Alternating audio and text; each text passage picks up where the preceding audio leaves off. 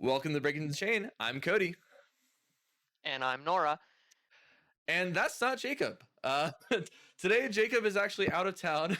So Norah graciously filled in for Jacob. Thank you again for being here. And actually, but I forgot to bring this up to you beforehand and put this in the notes. But before we get started on the podcast, let us know a little bit about yourself, how you got started in Flesh and Blood, and anything else you might want the listeners to know before we get started. Yeah, so my name's Norah. I was previously a Digimon player competitively, a competitive Pokemon player. Not good at either of those games particularly, but that's okay. Because then in 2024, my friend Alexis had introduced me to Flesh and Blood through some Parthemis Vale preconstructed Blitz decks. So, well, actually, that was a reintroduction. How I learned the game initially was in 2022 during the Uprising, format. The Blitz decks had just come out. I got the Dromai Blitz deck, the Prism Blitz deck, and I tried playing them against each other. Didn't have a single clue what was going on. The official site was unhelpful. There were no good resources online, so I just dropped the game for like 2 years. And then every other card game I played kind of got into a really bad spot. And I was like, I'm having fun with these Part of the Misfail precons with my friend. She told me, hey, there's this Azalea Armory deck. And I was going to Gen Con anyway to do a Digimon in-person regional, see if I still wanted to take that game seriously. Didn't really enjoy it as much as I used to, and I was like, you know what?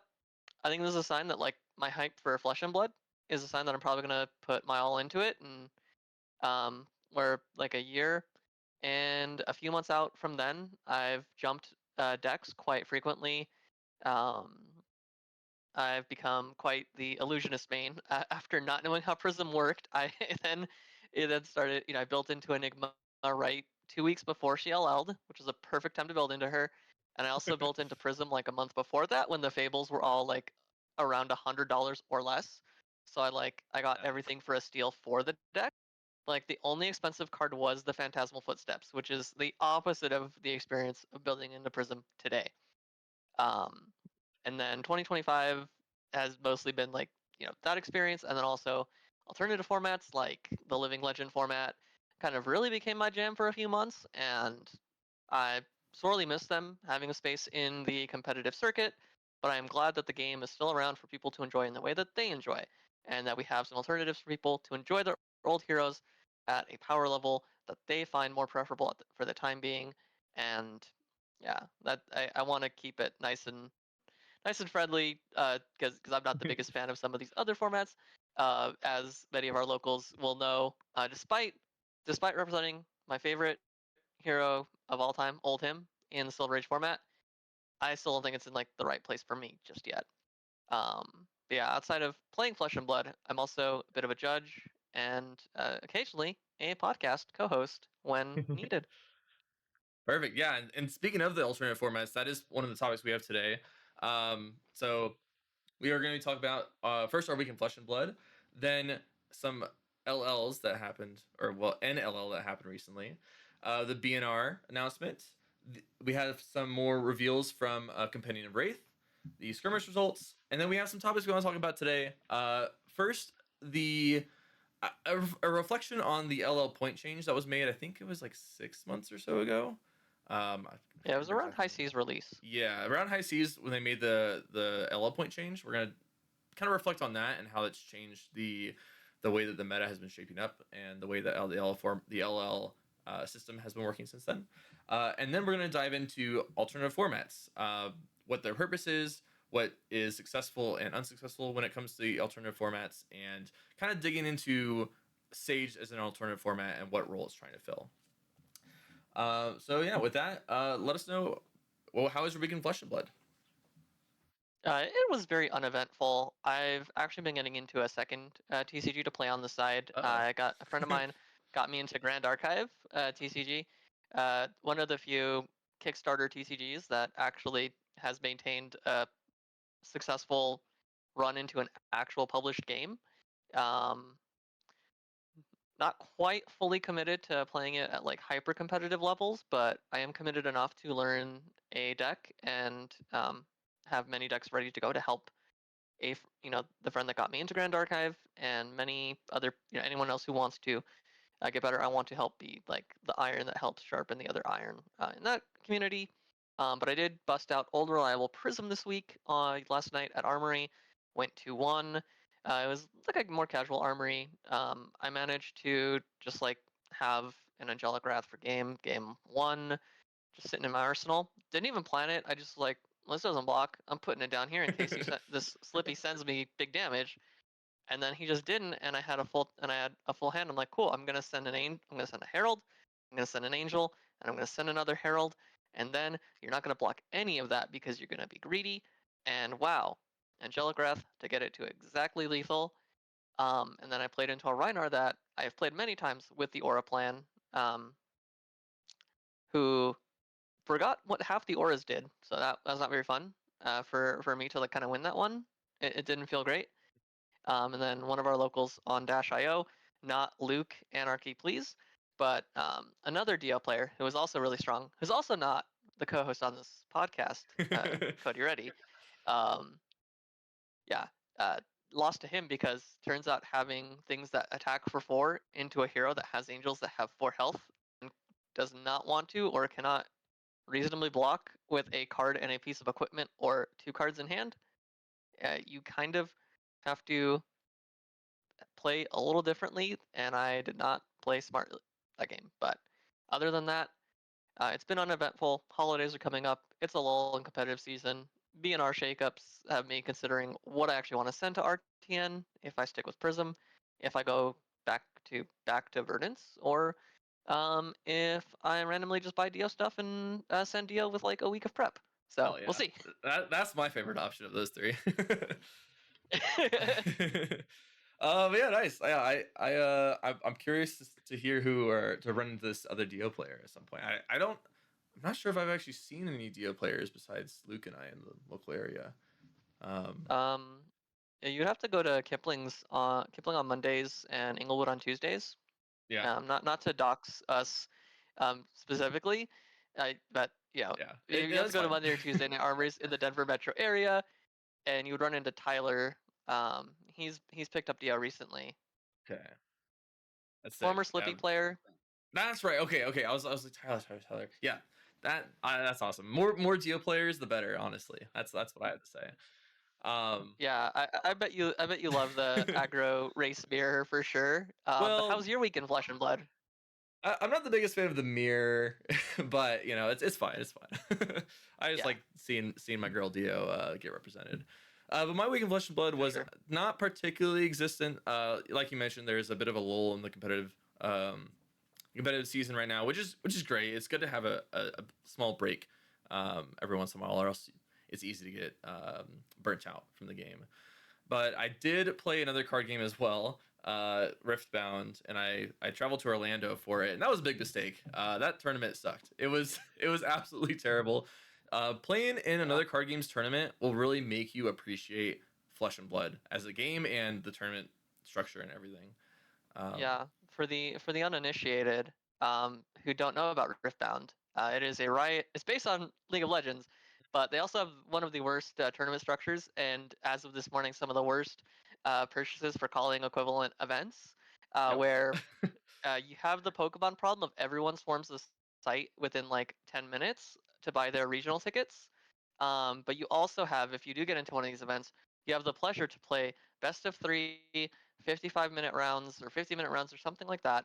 Uh, and then, if you are so unlucky as to go to time, your reward slash punishment is to play an additional game of Riftbound because it's 5 minutes untimed uh, in overtime. So you can imagine that if an event starts at like 10 or 11 a.m. or even as early as 9, you're not getting out of that event hall until literally everything is closed, and the venue probably wanted to kick out everyone participating, and the reward in EV as like a competitor to even be just a participant feels real bad. You can listen to the Runaways for more on not to shell other plug other podcasts, but How dare you? they I'm kidding. they've yeah we show they've got Runaways plenty here to all the say time. about it. Yeah. Okay, sick. Yeah. No, I actually hung out with Cody Williams a little bit when I was there in Orlando, and I agree. It was absolutely. Not only are some of the Riftbound tournaments themselves rough, but the pro play games in general was terrible because of the pricing structure. Um, I think calling it a literal scam is maybe is pushing it slightly, because technically it had on the fine print that it was 5,000 in prices or whatever, but it was basically a scam. It was not worth Yeah. running, not worth It going was to. a bait and switch, like Yeah, with well, some again, legal legit like uh, it has the airings of a bait and switch type yes, of thing where it's like, hey, win $5,000 in value of prize tickets. By the yeah, way, we set the value on everything else on the prize wall. Yeah. yeah, Um. exactly. So like, yeah, market price for the Riftbound boxes were around 300, 320, but they're getting those boxes at wholesale, so they just made a shit ton of money off of that event at all of our expenses, because they were 55, $60 tickets per day, so you had a Friday, a Saturday, and a Sunday tournament. So they were just they were making bank. And the fact that they were originally not going to do 10K in cash for the Saturday one, I think I haven't listened to all of the podcasts, but I listened to the Runaways beginning part where he talked about it, and they did actually update it. It was originally going to be $7,500 cash, but people complained to Riot, so they changed it, and it was like $9,700 cash or something like that instead. So they basically almost made it to the 10,000 cash guarantee that they promised. But regardless, this isn't a Riftbound podcast. I don't want to dive into that too Yeah. much. But Yeah. I'm glad I play Flesh and Blood as my main game, is what I'll say. Uh, Yeah. I like when events start on time. The yes. rounds go to time. And if Yep. or most of the time they don't, but when they go to time, it's usually like a 30-second like, can I win on this turn cycle? No, I concede, or I'm pretty sure unless you have this exact single out, I win the game, so we'll play it out, or like, Yeah. and you just say, yeah, I give up, There's or just let's play it out, and there's you so only have many one turn cycle. there's so many differences too. So yeah, so like how it works for Earthbound is there's five. It's the current player finishes their turn, and there's five more turns after that, and it is technically untimed.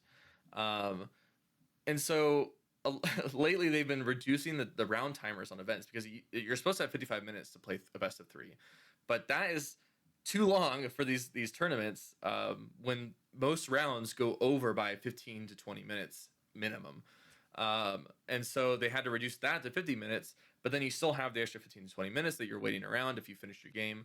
And draws matter in this game. It's pretty much my first time playing a best of three competitive game, and I I'm still learning the nuances of basically if you win both your games, or if you win the match you get 3 points. If you lose the match you get 0 points. If you draw you get 1 point. And Yes. so draws actually gain you something, whereas in Flesh and Blood they don't, right?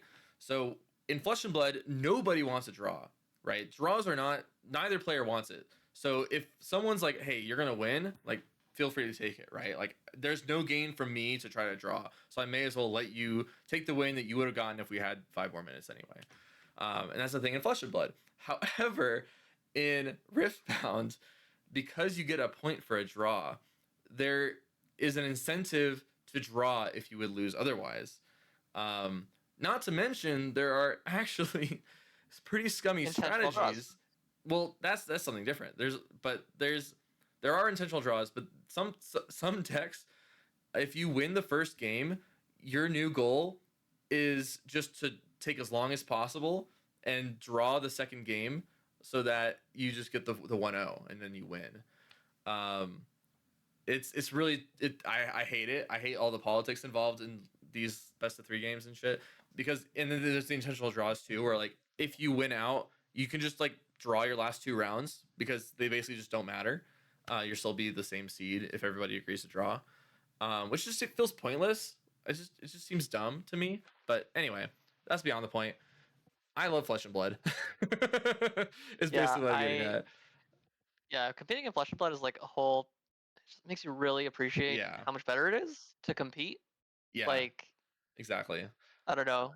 I don't have, but like my best of the experience is pretty similar to yours, where it's like there is like all this politicking, and I was guilty of playing the decks that were incentivized to basically win out game one and then sort of stall out game two if they could, but also could get there in a full 3 games as needed, like depending on things. So like not being incentivized to draw, not having a reward to draw is a real big draw to best of one games.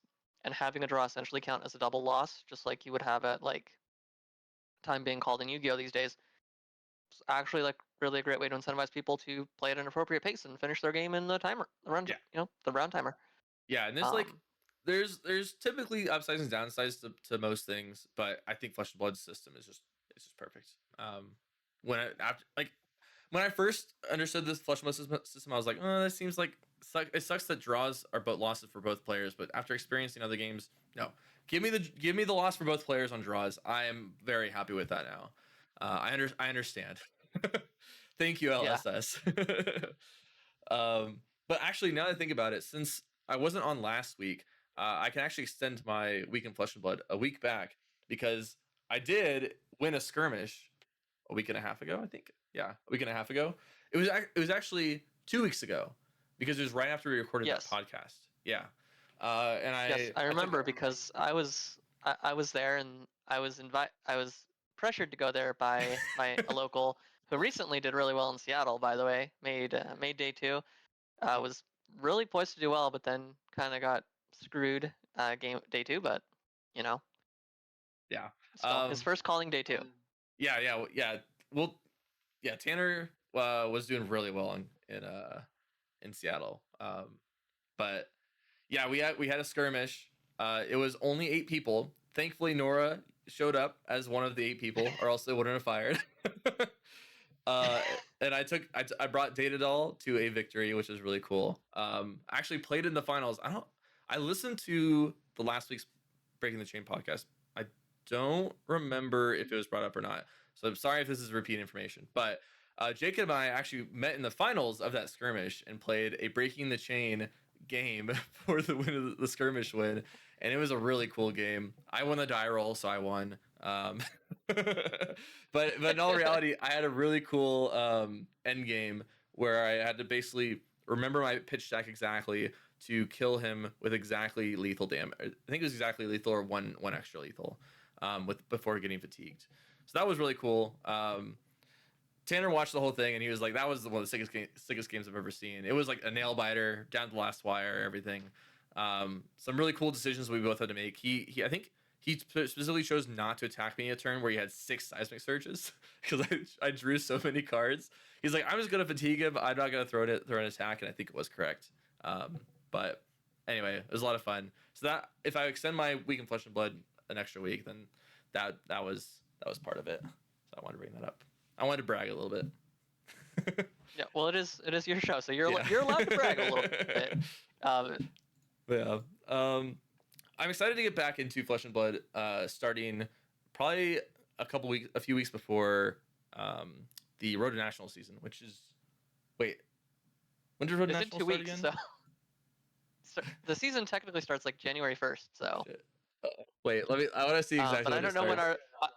yeah, I don't know when our local events will be, Do we not but have it in here it's like yet? the We do. well, I just don't like I haven't actually remembered the dates that our local events are, but I believe they're mid January. We have one as early as January 4th at level 7 Inglewood. Okay. Ooh, that's gonna be a tight one. It's fine. I guess I'm gonna start preparing for it after this podcast. Huh. For sure. I definitely want my invite. I want those cold foil in the palm of your hands, and I need my playset of those anime twin drives. Even though they look ugly as fuck, I still have to have Ye- them. I Yeah. don't even run them in the deck. It's quite, Go, sorry, go yeah, ahead. it's just like a mandatory thing for DL players to have the Exactly. most blinged out versions of the show. Prism players, DL players, handshake moment. We gotta have the like most blinged out shit in our deck every time. It sucks because like I feel like every product release there's more bling for Dio. Like it started out with my deck like the best I could do was like first edition Arcane Rising stuff, but then they released the cold foil boom grenades and the cold foil backup protocols and the new alt art Fast and Furious, and there's another card I'm missing that I'm forgetting.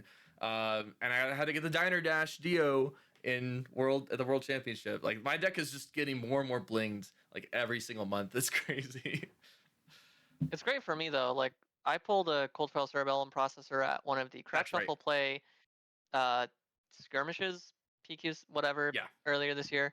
Sold it to Anarchy, please, because you weren't there. But yeah, that was the other piece of Blink that they released, and they're always doing them as like, yeah, here's an event exclusive thing, or you got to go to your armory to get these cold foil boom grenades and backup protocols, and then now you've got anime twin drives. Who knows? Maybe there will be like a showdown winner gold foil Teklo Foundry heart for no reason. They just make a gold foil Marvel Teklo Foundry heart Yep. just to make you play Silver Age even more. Like quick dodge flexor style gold Yeah. cold foil Marvel. I think it's Yes. what. Yeah, Yes. that sounds right. That's what they call it. Notably, a chess piece that you also can't play in the format would be a great victory for people. It's like, That yeah, would you be just won this thing from Silver Age. You can't play Teklo Foundry Heart, but you certainly won it. They could do it with Achilles, like, right? Because Achilles is, I think, a common Oh or yeah. rare. Yeah, like, an Altar gold foil Marvel Achilles would be so sick. That'd be insane. Um, And then you can sell your old gold foil regular art one. yeah, exactly. But yeah, so that was my week in Flesh and Blood. The next topic is that we had a hero living legend, and not just any hero living legend, a wizard that has been a a bit of a nuisance in the format ever since Everfest. Kano, LL this past weekend at oh damn, I said that without knowing the answer. Uh, It it was was Battle Hardened Vienna. That's right, Battlehard in Vienna, because he got to the finals of Seattle, the calling Seattle, The but Calling Seattle. Yep. yeah, but did not take it down barely. By the way, with 1 HP remaining on Chris Iali's side as the Kasai player. Which, by the way, congrats to Chris Iali for taking down Seattle with Kasai. That was pretty sick. Um, Showing the Warriors some that they can hold up even against the Wizards that are on their way out the door. But yeah, Kano's gone. How do you feel about that? Um, so I started in Misspell. So it was like around the time that Kano's relevance was already kind of winding down, and then they did the tome ban, so Stack Kano died. And then to boot, there were basically no Kano players locally until until the Flesh and Bad channel owners moved out to our area recently. Um, like there's been basically nobody for me to play into locally, and then nobody ever brought Kano to a PQ that I paired into, or a skirmish, or an RTN. Like the entire time that he was on his deathbed was a time when I simply dodged the matchup, but I was always prepared for it. So like it Wait, was. have you So not I, played I a don't single have. game into Kano then? I've played a couple at armories, Okay. but like I think my second ever game at an armory was at an LL armory in 2024 when I had an Azalea precon with the only update basically being some common arrows in my sideboard and a bullseye bracers for arcane barrier. So I brought AB1 into basically full power Kano in my second ever game. First ever game was against Mercy Bickle on Lexi, Wait, that was your and she taught first me game how of Flesh cool and Blood? the yeah, it was me versus Mercy at an LLPQ. She was on like Lexi, and she just like froze by Arsenal, and she's like, yeah, so you can't do like Ranger stuff. And I'm like, wow, that's a really cool mechanic that they printed in this cool Ranger hero. And then I played it a full power Kano, and I'm like, cool, I'm going to go ahead and play this front pump, this front pump, this front pump, and I'm gonna send this air. And he's like, okay, before you do that, you have no resources, so here's what I'm going to do. And then he just kills me, and then Yep. I get the buy raptory. So, like, he's Kano's always been this thing in the room that I've always had to care about, but never ran into because of poor performance at events one way or another. So I so don't really have any strong feelings about him leaving the format. so basically you had this scar from facing him your very first Flesh and Blood tournament, and then never really had to worry about him again after that. That's Yeah, kind of a lot of people's experience, honestly. I'm glad you got to experience full power Kano at least. Be on the opposite side of that. So yeah, it sounds like you can agree that Kano going is not it's not a negative for you, right? You didn't play Kano and It's yeah, it's not a negative for me. yeah. They didn't ban Storm Strider, so it's not a negative for the hero I was playing before he LL'd. Mm, And I mean, he was always there's like a thing that you had to worry about day one at any tier 3 plus event, but either the Kano players were bad at limited, so they couldn't convert in Nats or Worlds level events, yeah. or in the tier 3 plus, like everyone just like who made day two was good enough to just skill diff any Kano that they Yeah. paired into It is for the most part, interesting except Seattle. that you did come in at a time where, like you said, the book bannings happened, and then it just wasn't a favorable meta for him. Basically, Enigma was pretty popular and had a perfectly fine matchup. Um, Zen had a perfectly fine matchup. New, I think, actually had an okay matchup too. It's just like there wasn't a lot of decks that Kano was just going in and saying I auto win, and then he had an auto loss effectively into Prism. So uh, he wasn't doing all that well for the entire time that you've been in the game. Um, he's always been there, but he's kind of been off in the corner, kind of like shows up and sits in the corner of the room at parties and just like I play Kano. You know that meme? Yeah, exactly. no, no, or was it? But How does it go? Nobody knows that I play Kano. nobody knows that. Yeah, and then you see, in this one you would see somebody playing solitaire in the back corner. Yeah, Some people would meme about Kano. I personally don't see it that way, but I have a different view on interaction in card games in general than other yeah, people do. But yeah. No, um, I don't.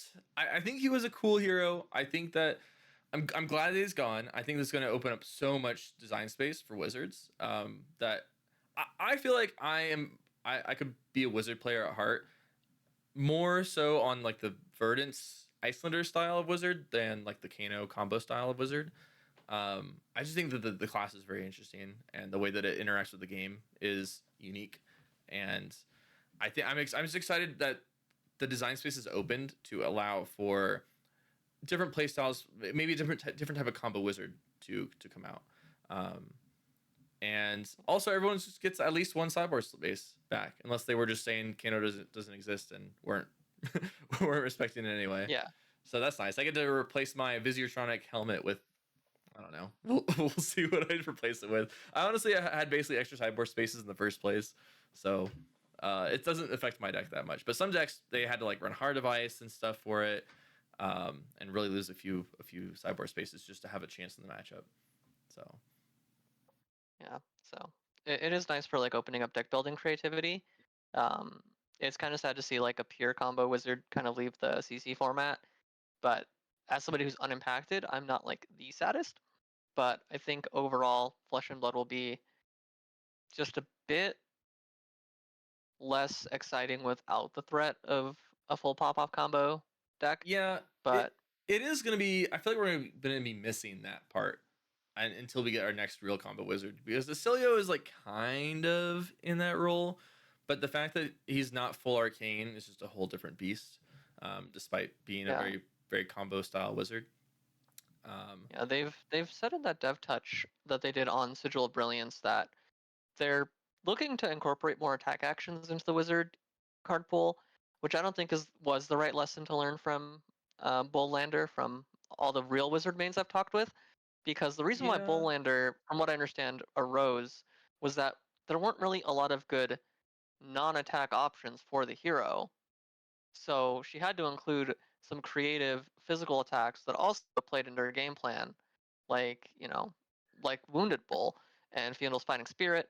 Like, it was more that the game was somewhat fair in the sense that you could win just by playing this value game and taking your extra turn and getting there with the extra turn that you get off of Storm yeah, Striders. That's really all it was.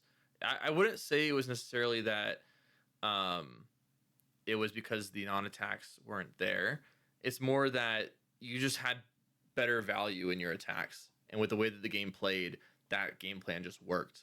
It didn't work into everybody, right? Because you could effectively fatigue it outside of they had the ice frost hex combo for Oldhim that tried to fatigue, um, but it was it's more that I think it just the math it math.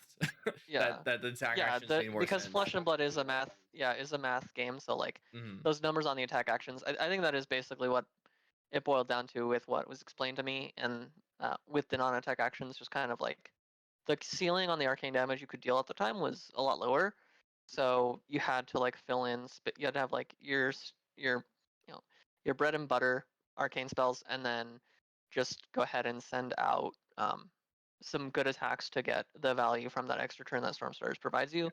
And they've decided to lean into that, designing wizards moving forward. Which, if Yeah. I mean, I don't so, hate having wizards have a focus on attack action cards. I think that Acilio is maybe leaning a little too hard into the attack action part of it. Um, but I do think that it's fine. Not only will having attack actions be a part of a wizard's toolkit help the illusionist matchups, but it will also um, it'll basically make it a little bit more interactable from the opponent. Whereas if you have just a full arcane deck, then your opponent's just like, oh, well, I guess I hope I kill you fast enough. And that's literally what the yeah, Kano matchup was most of the time. It was like, I hope I kill you fast enough. If I don't, then I just lose. Or I hope that you whiff and you just don't know how you play your deck. So I think it's the right direction in terms of a a healthy play experience. yes, it so because yeah, full combo decks in Flesh and Blood, as we've seen, even whether it's arcane damage combo or full physical damage combo with the very early days of Zen with all 9 copies of Bonds, 3 Art of War, Orihon of Mystic Tenets, all not to mention a very hit legendary headpiece, Traverse the Universe. Yeah, Um, very cool headpiece there. and also a really sick chess piece that generates your resources on transcending, and then can also just be popped whatever to make a Zen state token. In case, I was like, hey, I'm gonna have a bad time into some rune blades. Oh wait, no, I'm not. I have a chess piece that just shuts off them Yep. winning the game, and then I come back and kill him. Yep. I know Uh, how that feels. anyway, it's wild that he Anyway. was he was like, was he the no? I think he was the second MST hero to LL, and Enigma was barely beat him by like a Yes. week. Yeah, it was because one of them had bands. Funny how that works. Yeah, well, Is, huh? I wonder if instead of, if you could use bands to like help make sure hero doesn't L too fast. Yeah, If you weird how notice that. something problematic, Maybe we should talk someone. about that later in the podcast. Yeah, maybe that should be a discussion that we have in this podcast. That's an interesting thought. um, so speaking of format changing things that happened to the game, we had a banned and restricted announcement. This was on December 15th, so what, that was 4 days ago, on Monday, I believe. I don't know if you predicted this. I definitely didn't predict this. I predicted some of these. Some of these I was like, oh, they could ban this or that or the other. I did not think they would ban all the things on this list. This is insane. um, so for those of you that don't know, that haven't heard about the BNR yet, the cards that were banned were Brand with Cinderclaw, all colors, Chart the High Seas, Orb Weaver Spinneret, blue and yellow, Rootbound Carapace, all colors, and Wrath of Retribution. Um, all colors of Rootbound Carapace is insane. I did not expect that at all. What are your Yeah, let me hear my your thoughts on the BNR. I'm curious. yeah. So my predictions for the BNR, I did not actually have Gravy anywhere in there because it feels like the Tipple ban was just the right thing to put him in an acceptable place of power and like win rate and still being an ever-present threat. Like I agree with LSS that like the 3 heroes that were at the top were a good set of 3 heroes to have at the top. But I also understand like they did say it was going to be a shakeup, so I just didn't know like what they would take from Gravy because I haven't played that deck since release. Verdance, I was actually expecting and hoping that they would, you know, ban something like Scour to appease the Fang and Vincent players, and give edges in those like 2 underdogs to bring them up further into the tier 2, like decks that can kind of compete more once the ability to have all their auras just scoured away. I thought that would have been a very interesting ban, but also I was biased because that would be 3 cards that are placed for another card that is blue and blocks 3, which is what Scour does in most matchups anyway. Um, Banning Rootbound Carapace was not on my like anywhere on my radar. I was expecting some like spell or I was not on the Strider's ban prediction train. I saw the little legendary rarity in the corner. I'm like, they're not banning it. End of story. Well, they've They done it before. they've banned they've done it what one time in CC with Crown of Seeds. Only one time, twice. Anyway. Yeah. So I was like, they're gonna ban some random Majestic. I definitely read Brand with Cinderclaw as being the card that gets banned because it's like the easiest hit slash non-hit. Because like it's a cool draconic starter for Syndra's lines, but Wrath of Retribution is the more meaningful hit from the deck because it brings the ceiling way down. But I wasn't predicting them to go that far in the main deck cards. I was hoping, despite me not expecting the Strider's ban, I was really hoping they would ban Flick Knives. But this is not the kind of podcast where I rant for like 20 minutes about why Flick Knives is not good in its current state. But uh, you know, perhaps in the future there could be another guest that can hop on the podcast that can really talk about the detriments of Flick Knives. But if said proponent of banning Flick Knives that has gotten me onto the hashtag ban Flick Knives train is listening, uh, please feel free to rant about it. In any public space, you feel free. I think you should continue doing this until LSS actually does it. The ban for the Orb Spinneret ban was really out of left field. Um, like I, but I'm also biased from our local meta where nobody was playing Mario, so I'm like, Mario's not a real deck. What are you talking about, LSS? Why are you hitting these 2-0 cards? And then also, but then hearing like Daniel Rutkowski of the Runaways go, I wasn't even running these cards, so I don't really care. It's like, okay, cool. So this is like a hit for people who are running the new list that were running it, and now they just have to play closer to how Daniel plays it. So that just, Yeah. I don't know if that's gonna do much for that deck, but it's a little splashback to make sure like we're not only hitting the top 3, we're also hitting this fourth deck that could be problematic. And then Grave, I'm like, yeah, I think this card is one of the 2 problematic blues that could necessitate being another hit. I was kind of expecting Saltwater Swell because it like gets a little more value as being like an attack action that can go to Grave, and then also generate you this like a lot of resources similar to how Chart the High Seas does. But I think Chart also taking away the gold generation is just slightly better.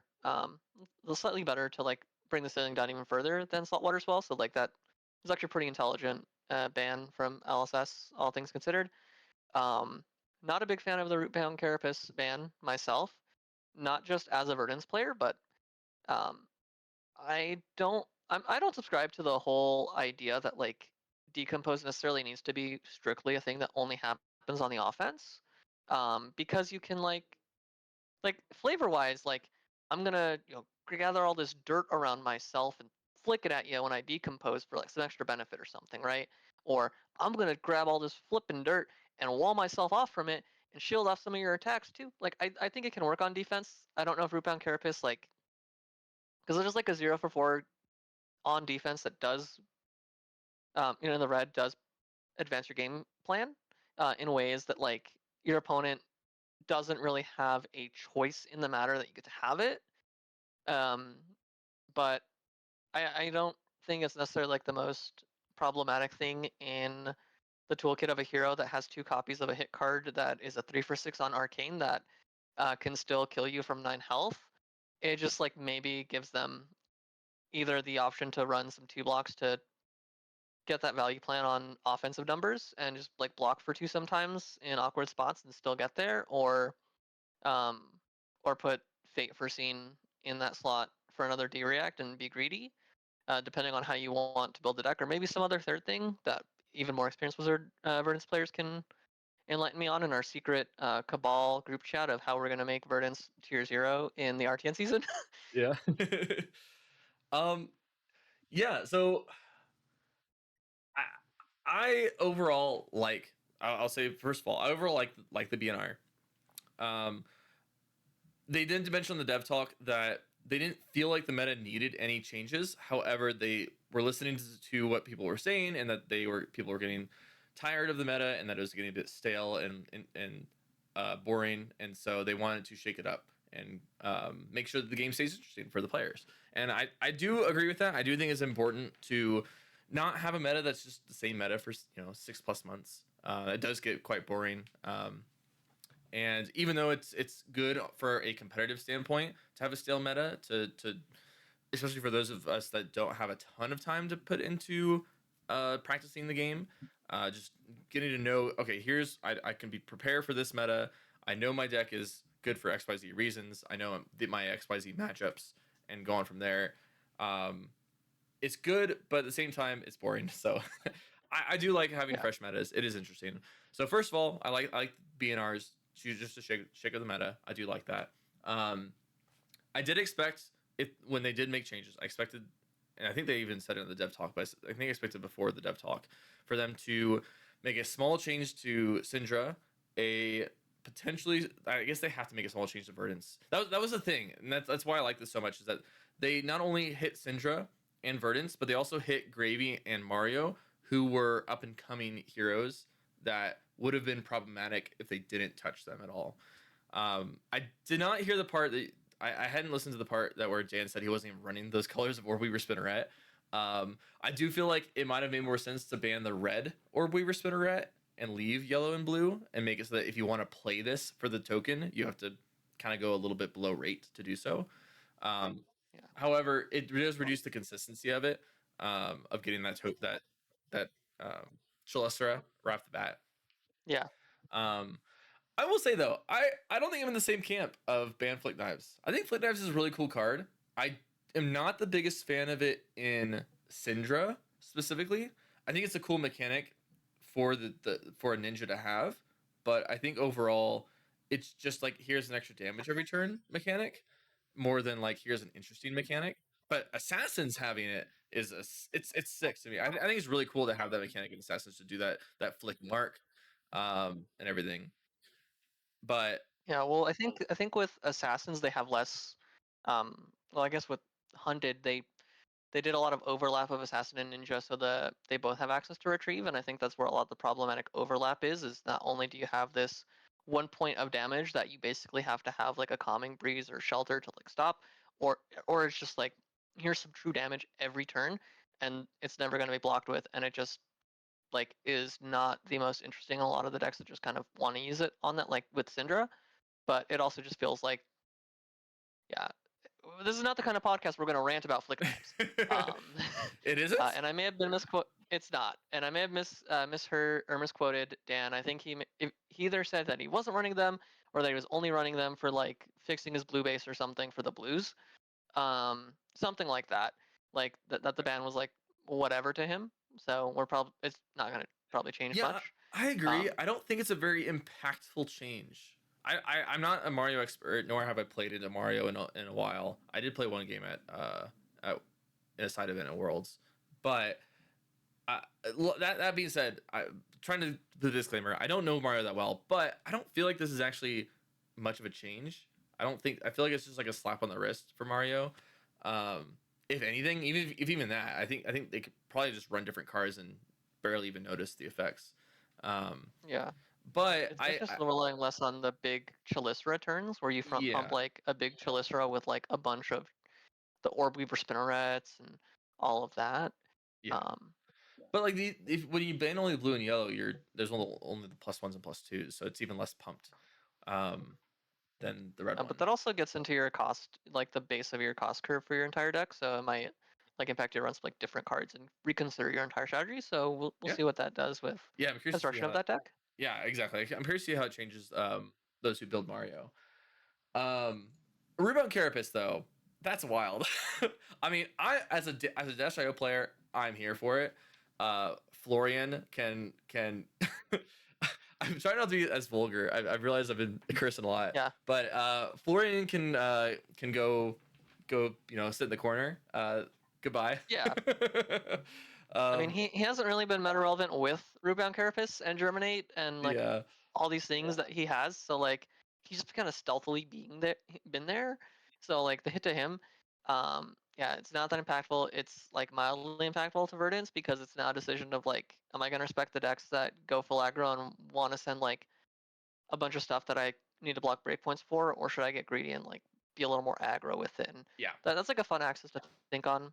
But I actually now have a reminder of a thought that I had about this topic. Now that we're talking about it, a small aside is that it's really weird that Living Legend points originally were billed as like the thing that rotates the hero pool and like rotates what like cards you feasibly can and cannot run in any given metagame, and like it shakes up the metagame by heroes full on leaving.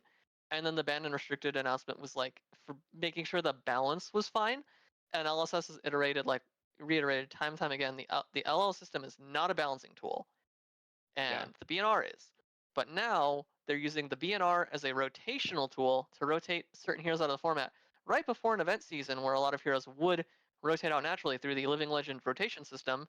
And the LL system is now being hampered with these multipliers to now be more of a like a balancing thing of like analyzing where the format is and like, okay, we have to balance around like making sure certain heroes don't LL too fast early on with the multipliers, and if they are accruing those points even with the multiplier, then we use the BNR for a balancing tool, but it also does rotational work. So it's just very funny that the roles have kind of swapped in ways that aren't like super tangible, but are kind of like funny to think about. Like in some way, they are both fulfilling the roles of each other. But I think that that might also just be a natural effect of them both existing in the same world. But just a weird thought I've had. Yeah, and I see what you mean. I think it's more that it's good. That secondary effect is always just going to be there, right? Like BNRs being a rotational tool is, even if it wasn't an intended effect, will always just be a um, a what's what I'm looking for, a consequence of making bans. Like that will simply cause heroes just to kind of fall out of the format a bit. Yeah, Um, yeah. Especially with like Eternal games, like Flesh and Blood yeah, is in theory an Eternal game. yeah. And so yeah. With that being said, my theory on the Rootbound Carapace ban is that these Earth heroes are going to get some more decomposed cards in Compendium of Wraith to support uh, their Silver Age counterparts, and those will be CC playable. That's my theory. I want to put it out there. I think Yeah. that's what it's going to Well, be. there's some evidence for that theory in the actual BNR article. They explicitly state that in their reasoning for banning Rootbound Carapace. So I'm glad Well, I you read the haven't read BNR article to know that. Yeah. it. Oh well, I gave you a free point like a slam dunk layup like two different Look at basketball that. terms. Yeah, look at that. It's right Yeah. there. Yeah, you're real smart there, Cody. I was giving you like the layup of like here's they said in the article that we both read, and then you're like I didn't read No, it. I was like Cody. I meant to read it. I just did it. I totally didn't think about that. I hadn't read it yet until we started recording. But that's funny. But yeah, it no, that's the only thing that makes sense, because otherwise these heroes feel unplayable until that happens. I mean Well, that's one of probably these not heroes true. does. Two Yeah. of two of these heroes feel unplayable. One of them has always felt unplayable, and we're not mentioning his name, but Who? he's real good at mangling people to death. Yeah, we're not going to name names because certain people in certain parts of Colorado will get real upsetty spaghetti Yeah. that we brought up a hero that just brings them anger every time they have to think about the letdown of the old him successor became. It's fine. He's got Valda now. It's okay. Yeah. Also, he's not in Colorado, so we're safe. Okay. There's a lot of people. There's a lot of people that we can be talking about right now. So Yeah. we'll protect the innocent. Well, so since I made myself look like a fool, I'm gonna stop making theories on some of these bands until I read the article. No, you can um, make theories and then just like I'm going to verify my theory against the yeah. stated intention from LSS. So that you're um, like, yeah, exactly. But anyway, I do like it. Brandom Cinderclaw does seem a bit harsh. But I assume they had a good reason that they wrote in the article for it. We'll see yeah, if she survives that. I have a feeling that the consistency is just way too low now for Syndra to be a realistic choice for anything except for maybe like top fouring in RTN. I don't think it'd be a very good choice for winning an RTN anymore because of that. That's just a huge consistency piece that you lose. Because not only was it effectively an extra draconic card in your deck, but it was an effective 2 draconic cards in your deck per copy that you had. So it's interesting. We'll see how Syndra gets supported in Compendium, and if she can recover from that. But yeah, long story short, I like the BNR overall. I think I'd like it less if I was a Verdance or Florian player. I'd be like, what the hell? this BNR sucks. But as a Dash IO player, oh, I am happy about this Yeah. one. I think that Guardian's still held down, which means that there's not Guardians in the meta. Florian just doesn't exist anymore. Um, yeah, Mario can be like kind of a slightly tough matchup, but that's it. Dash IO is eating good. Highly recommend Yeah. Dash IO for your RTNs. Damn. Well, yeah, I might do that. But yeah, I did crash out a bit over the Rebound Carapace ban, and I even went into the card guys chat and I was like, dog, Uh you and I like I was like, I don't think we're thinking of interaction in the same way. And then they vocalized how they thought of interaction, and I'm like, yeah, we don't think about interaction in the same way, and that's okay. Because their yeah. their way of viewing it is more accurate to strictly just fab, which is what we are talking about. But when I view interaction, I view it in a very different way than like you got to use your cards on offense, buddy. Which is super simplifying the way that they tried to explain it to me in their own way. But I was seeing so much red that day that I hope I didn't make myself look like too much of a jackass in their stream. But also, it's a stream chat, so like that's par for the course. Don't worry, we all look like jackasses every once in a while. Yeah, I'm always crashing out, so it's par for the course. As long as I haven't actually sold my collection, then we know I'm good. exactly. Yeah. But when Anything but else? when you do start seeing those tunic listings from me, then you're like, okay, wait a minute, Nora.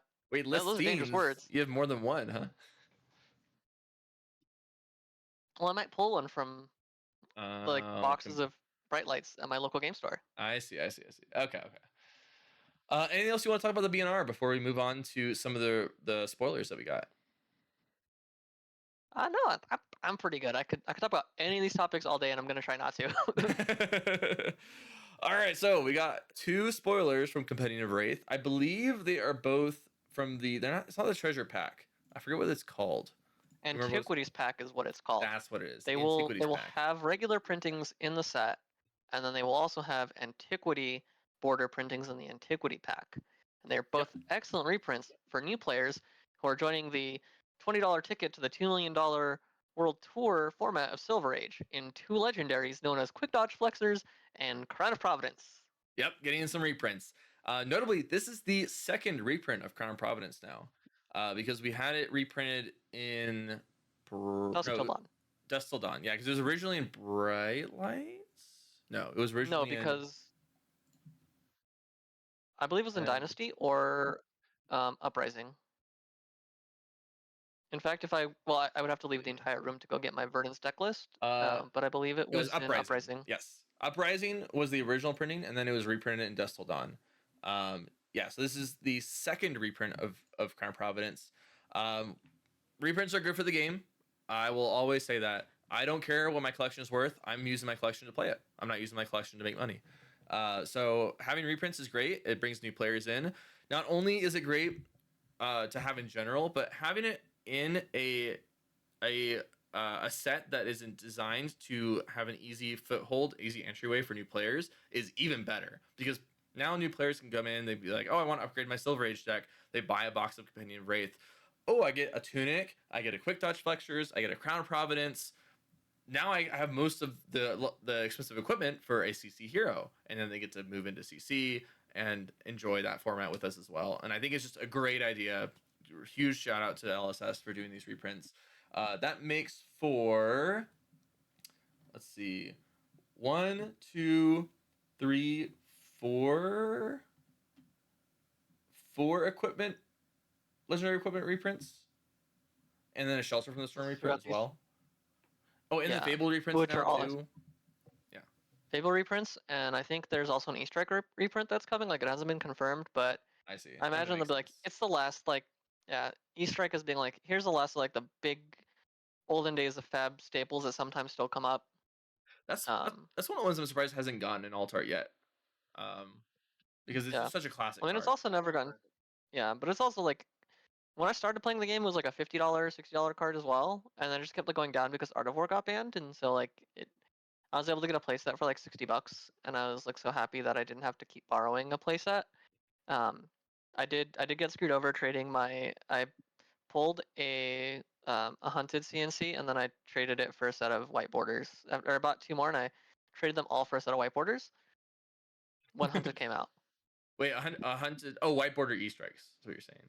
Yeah. Oh No, yeah, yeah, yeah. white border CNCs. Oh, But I well, also that's did just fine. like buy white border Easter eggs. I buy white border everything. I wish we had more white border sets, but I know not everybody agrees. Sorry, guys.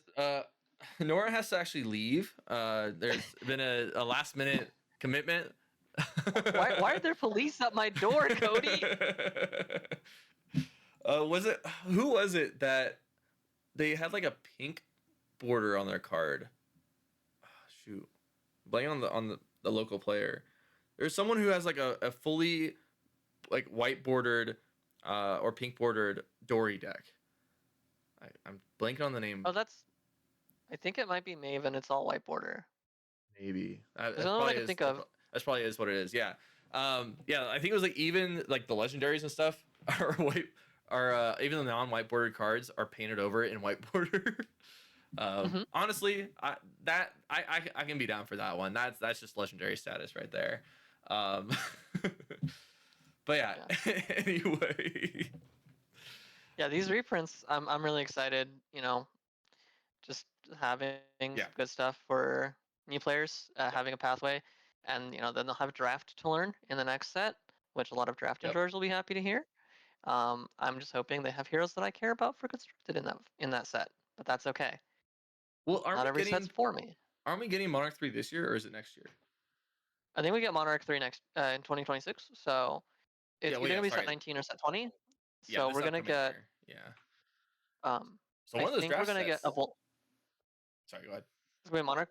Yeah, I know. Yeah, one of those draft sets is gonna be Monarch 3, Yeah. and the other draft set is gonna be I anticipate a Volthaven set or an entirely new made up part of Arya for Yeah. like ice and some other talent, but it has to be Earth. So I mean, like Volthaven would be the most logical sense.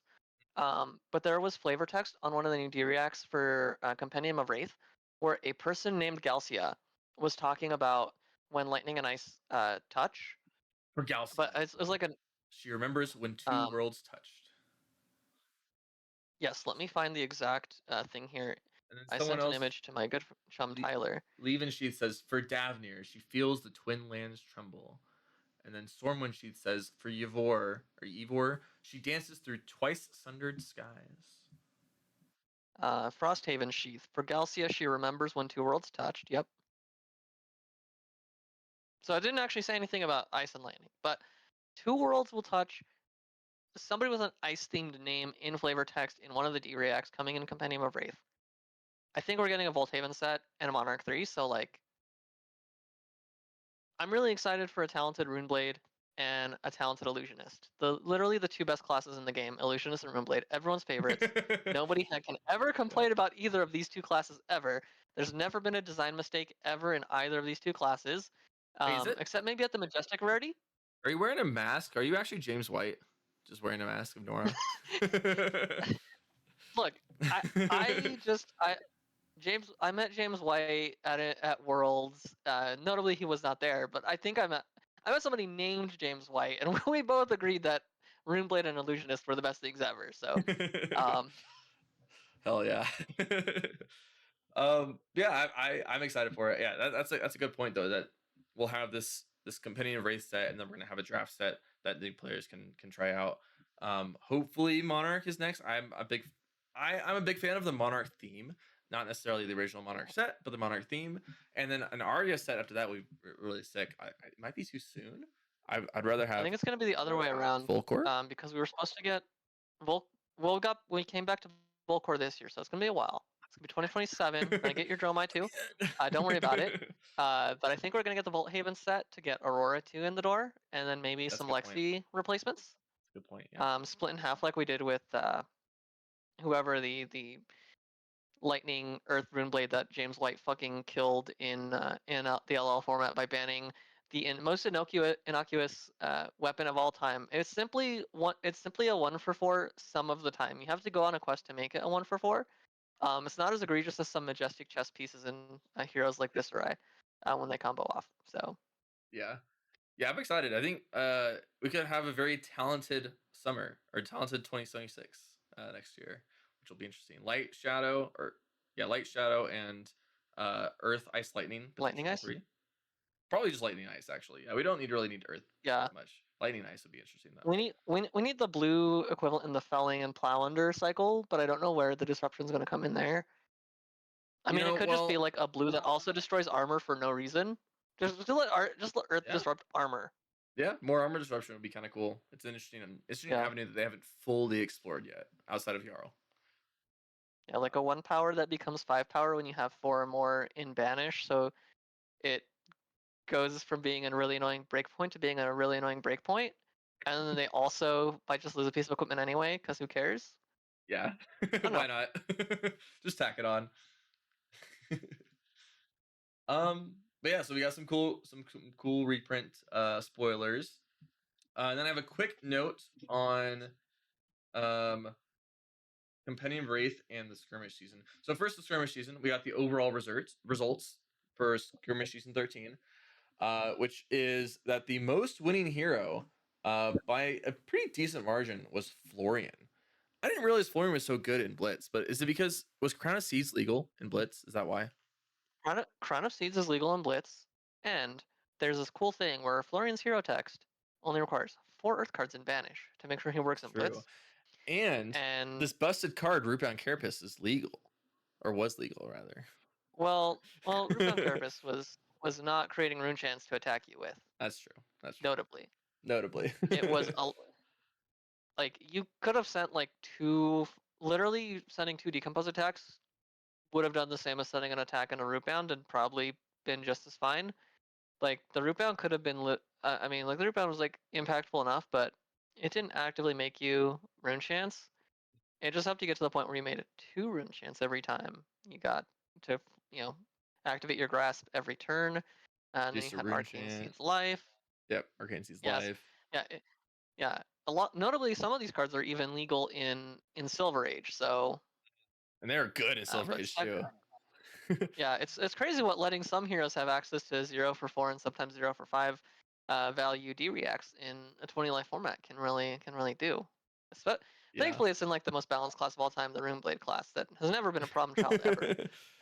Especially not my boy Stack Florian in every format he's ever been legal in. Yeah, who would play Stack Florian in any format of Flesh and Blood?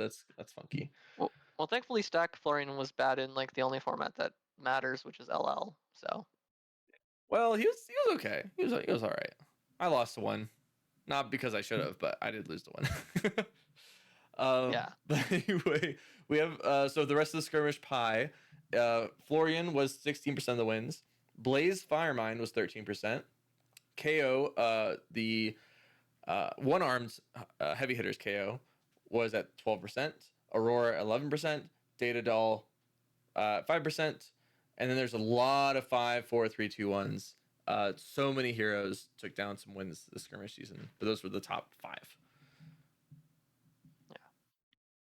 so Goodbye, yeah, Blitz. I guess friend of the podcast, Aggro Blaze 96 was correct that Blitz was in a pretty balanced format.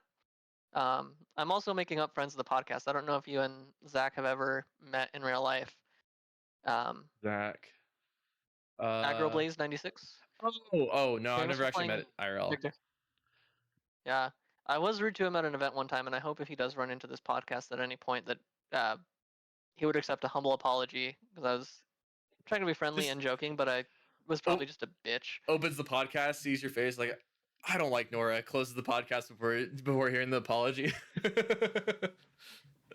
That's a terrible idea. No, I'm sure I'll run into him at an event, and I'm Yeah. sure he won't even remember the event occurrence. But I've been feeling guilty like the entire time because he's just such a nice person, and I was just like, I saw people I recognized, and I was like, fuck it, I'm gonna make a really silly, mean-spirited joke, and then I felt really bad for like months after.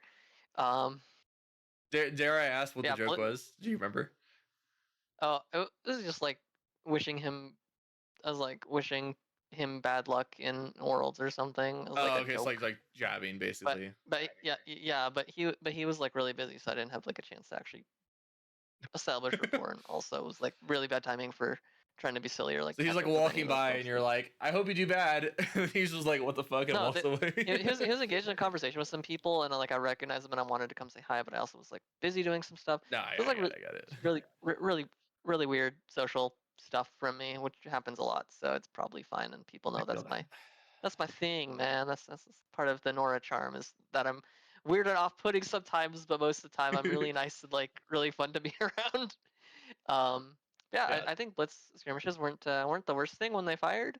yeah. When they The fired. problem was they didn't seem to fire a lot, so uh, Yeah. who knows what blitz could have been in its current format.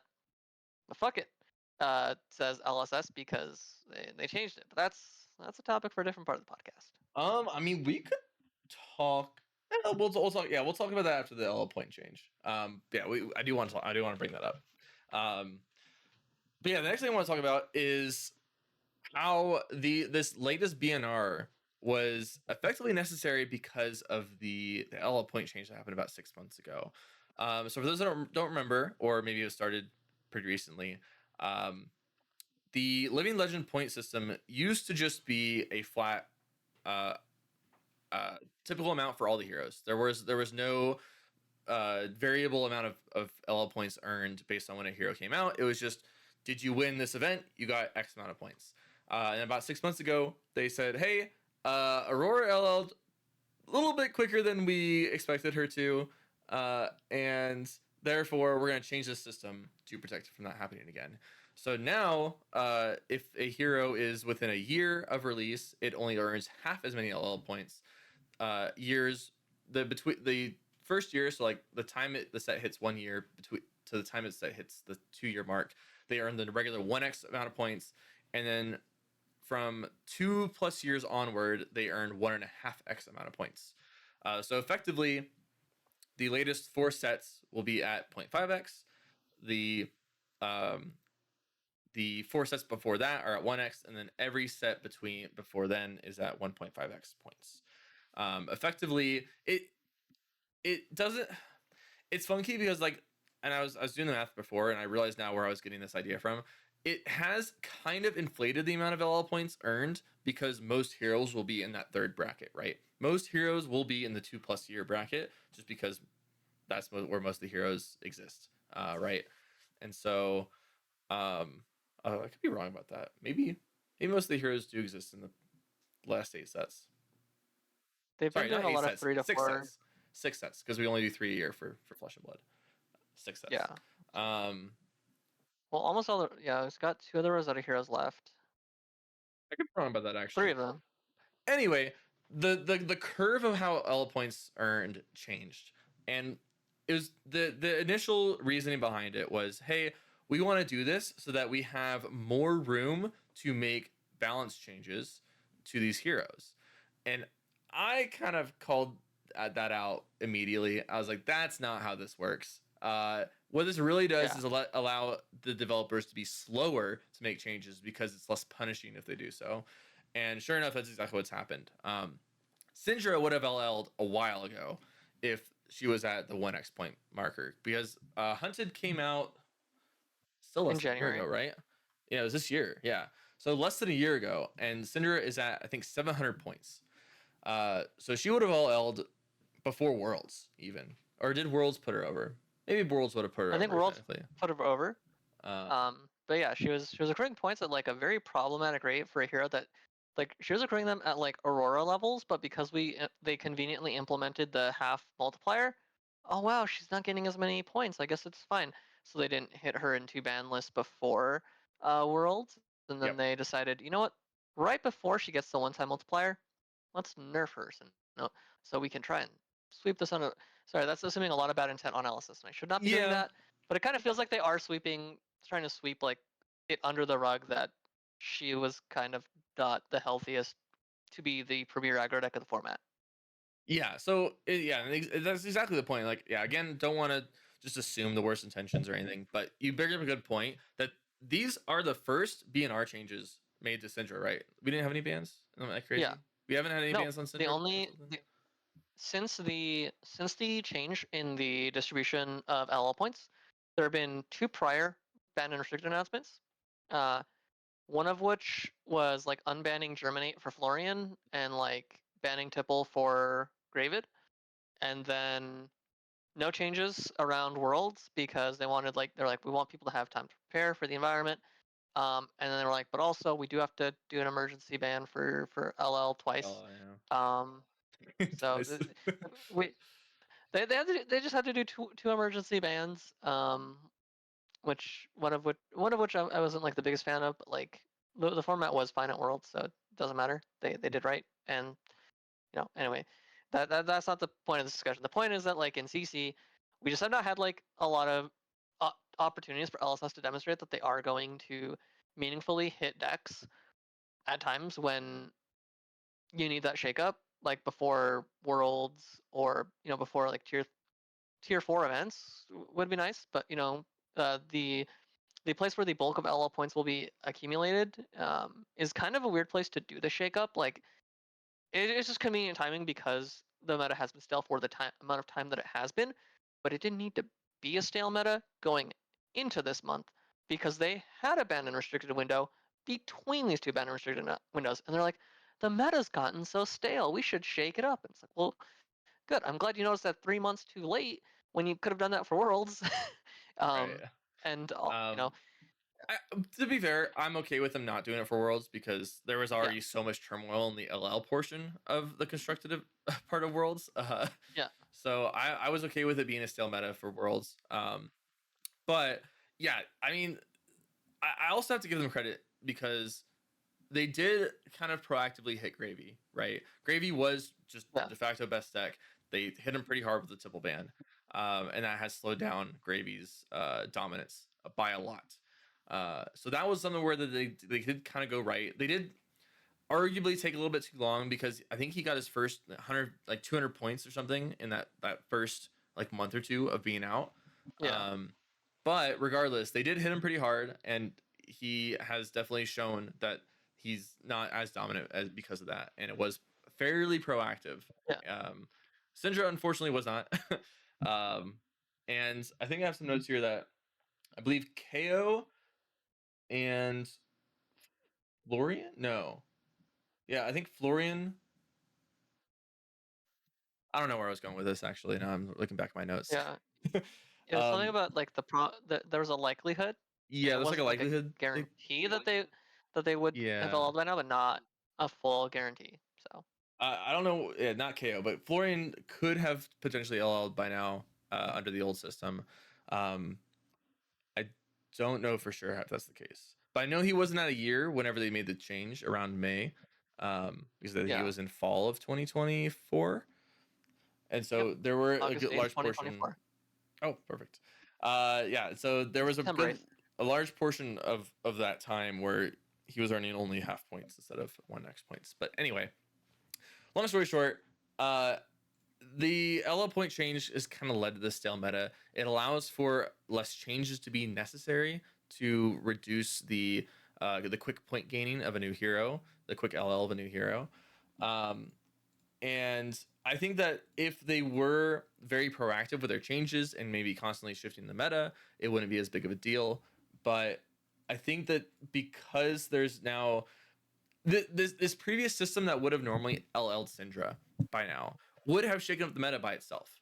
We wouldn't have had to have these bans because this hero would have left. That would have changed the format entirely, so on and so forth. But because of this new system, this new BNR was required just to make it feel fresh. When normally an LL would have happened, an impactful LL would have happened to bring a dominant hero out of the system and cause these other decks to be able to join in because to fill its place. Yeah, So that's the and overall point I want to make is the LL change effectively causes a bit of a stagnation because we have less LLs, less impactful LLs, I should say, and it gives the devs a little bit more leeway in not making changes before a hero is on the cusp of leaving. right. Like those are some things that are kind of like negative impacts on the competitive side, but there's also like it does it does bear remembering that the classic constructed format is notably very expensive. That to quote James White, it is what it is. Um, so Uh, if yep. you will Never said that. so if you're a new player and you started in the hunted and you were playing Syndra and the old system was still around, like you would have bought into the game, bought all these expensive things that now can't be played in the other Draconic Ninja. And then if you played the other Draconic Ninja, you're now playing a hero who historically has not been like he's had really great successes at some events, but has also like fallen off since that particular world championship. So like you'd be in like a tougher and a pilot Draconic hero that you also would have required buying more legendary equipment to then play, and like you could use some of your stuff, but you also had to like buy, some Everfest Majestics like Mask of the Pouncing Lynx and get some Salta wounds. Like your entire deck would change. So like they it is like a huge reaction to the Aurora situation, but like they also can't just immediately go, oh, we have all this product sitting in warehouses, but we gotta like shift it when it like gets shipped out, and like, there's a lot of logistics. Like this is the best middle ground of like I don't know if this way of doing the LL multipliers will even be a permanent thing. It feels this and the current ban and restricted announcement both feel like things where LSS is trying to more purposefully manage and balance the format, their constructed format, in ways they haven't historically maybe done the best job of at all times. Whether that be releasing heroes that are just way too powerful and LL in like the span of an entire like week in some formats like Zen, in Blitz. Um, so like I don't know, it feels like a stopgap solution. So like it sucks now, but I'm hoping that at the end of the day that this is just a blip in the radar of like, damn, 2025 towards the end was kind of whatever, but 2026 looks bright, and then hopefully 2026 does actually deliver on that. But yeah, 2026. disincentivizing those BNRs is really tough, and being I just kind of agree with everything that you have to say about it. Like it it's a real feels bad for everyone, but also like it's not as bad of a feels bad as if all the heroes you grew to love this year left the same year they came out. Yeah, you bring up a really good point. It does suck to have your hero LL and not have the familiarity, the home that you had in that hero, right? And sometimes there are some okay replacements. Like Fi is a pretty close replacement to Syndra, but you still need a lot of new cards. The playstyle might still not be exactly what you're looking for. It's still a new hero you have to learn. And it's just that's the closest. That's the closest hero to another hero, right? Like if you have, let's say Dash.io LL'd tomorrow, I don't have another mechanologist Yep. that feels like Dash.io. That's just not a thing, right? Like I could try to play a Yeah. different one the same way, but it would not be very successful. Like I could try to play Puffin, but it's just not the same deck at Mm. all. Um, Yeah. and And you so could try to play Max too. yeah, You could hit the gas. yeah, I could, hate myself, but that that is an Yeah. option. But yeah, no. So you bring up a good point. Slower LLs are really good for. I it sounds demeaning, but I don't mean it to be. But for the casual player base, right? The people that just kind of want to go to their Yeah. armories and play the hero that they like, right? Why is this competitive side? Why does the competitive side have such an impact on players that don't want to engage with that side as much, right? Like they would show up to their armory, they get told their hero is gone because some player won the world championship. Like that sucks. Why? That's not a good experience for you, right? So I get it. Like give people their time to play the heroes. It is a good rotational aspect of the game, but it is also a negative for all the people that play that hero. Um, Yeah. so And it's there not even there are like the upsides and worst thing if downsides. a hero LLs, but it like for casual players or newer players, it's a bad experience to tell them, okay, yeah, you have to spend $1,000 to build a deck, but you're gonna get to play it for a while, so it'll be fine. And then, or you say, hey, buy this armory deck for this hero. She just came out, so she's gonna be around for a while. And then they LL a month later, like that's a Yeah. bad like that makes me look bad for getting someone in the game on that, and then it makes all of us look bad for making a product like that. and it makes LSS look bad by not balancing things to prevent that from happening. Yeah. So it's just like preventing those feels bad moments on the casual side are sometimes a necessary thing that need to happen as like even a temporary stopgap to get new players injected into your game and invested in the world of your game and the wonderful community that Flesh and Blood has. Like fantastic people. Like literally, I've never been a part of a card game community that has ever felt like this. The closest was the local Digimon community, but like, and I still consider many of them, good friends. So it was a period of my time, my life where I just fell out of love with the game, but still greatly cherish those community members. And so like that's an important thing is like the community aspect, the cherishing the less hardcore with the casual players or even the mid-core players like me who go to these competitive events and do their best but don't always have the time to like grind like the real like the professional level players. Like I don't have full aspirations to that. Like you might see joke posts from me in the tail end of next year where I'm like 2027's my year, I'm gonna win every calling, y'all better, like some real braggadocious posts from me. But it's like a mid-core player just like I'm probably, if I'm lucky, I'll day two a tier three event or qualify for a pro tour. Like I In the don't same have boat, huge honestly. competitive aspirations because I'm in my mid 30s. I'm what like I don't know. I want to develop a future outside of just enjoying my hobbies. Like trying to determine where I want my life to be. So like not everybody can dedicate so much time and effort and passion into the game, and so giving them an opportunity to like chill out a bit with a hero is really cool. Yeah. Um, Yeah, and I'll get to this in when it comes to the Silver Age.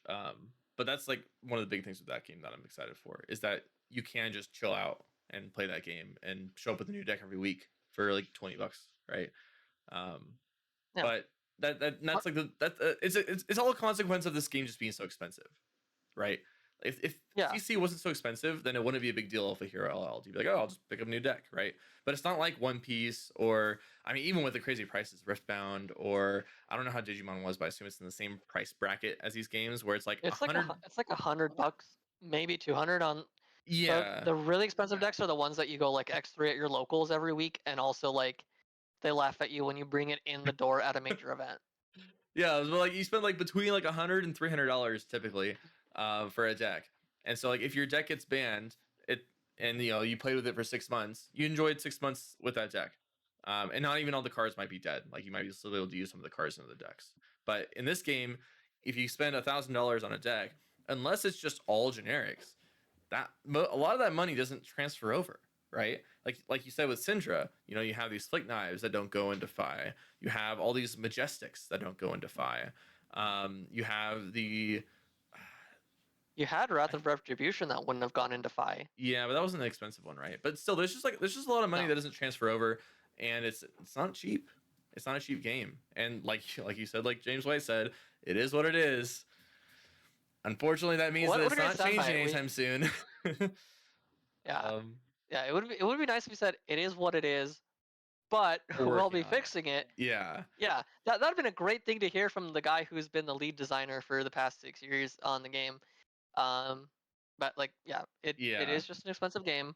So like, when we talk Reprints about will Silver help. Age, Reprints will help. But it's just reprints and Silver Age will help a bit, yeah. but we need like a commitment to like Brian Gottlieb made some commitments earlier this year. Like we're working on more reprints and we've seen them happening. So like I anticipate that we'll see even more next year. But it needs to be a consistent and like you know intentional effort from LSS to make sure that like they're eyeing the secondary market and can inject some inventory of these out of print cards back into the market to make sure that like if I tell a friend tomorrow, I have a friend who is considering getting the Arachne Slave to the Christ Armory deck, and I want to teach her Flesh and Blood with that, and I would like to play casual games with her at her, and encourage her to come to armories and stuff. But like, you know, it's the price conversation will eventually have to come up, and it like I'm really not looking forward to that. Like I can lend flick knives and some random assassin majestics or like codex of frailties, but and some widow veil stuff if you need the spell void. Um, but I don't have a lot of the majestics to just lend or give out. But I'm like it's reaching the point where like I'm actually more invested in other people sticking with the game and me being more of like a I'll play the like deck that I enjoy, but I also want to like grow try helping grow the community more. Um, and I want to get back to reaching out to local stores to see if I can start doing learn to play stuff and like bring people in. But like it's gonna suck to if Slippy suddenly becomes like tier 0 when he's in the 1.0 range, and another friend of mine buys an armory deck, and then like a month later the hero's just unstoppable. Yeah.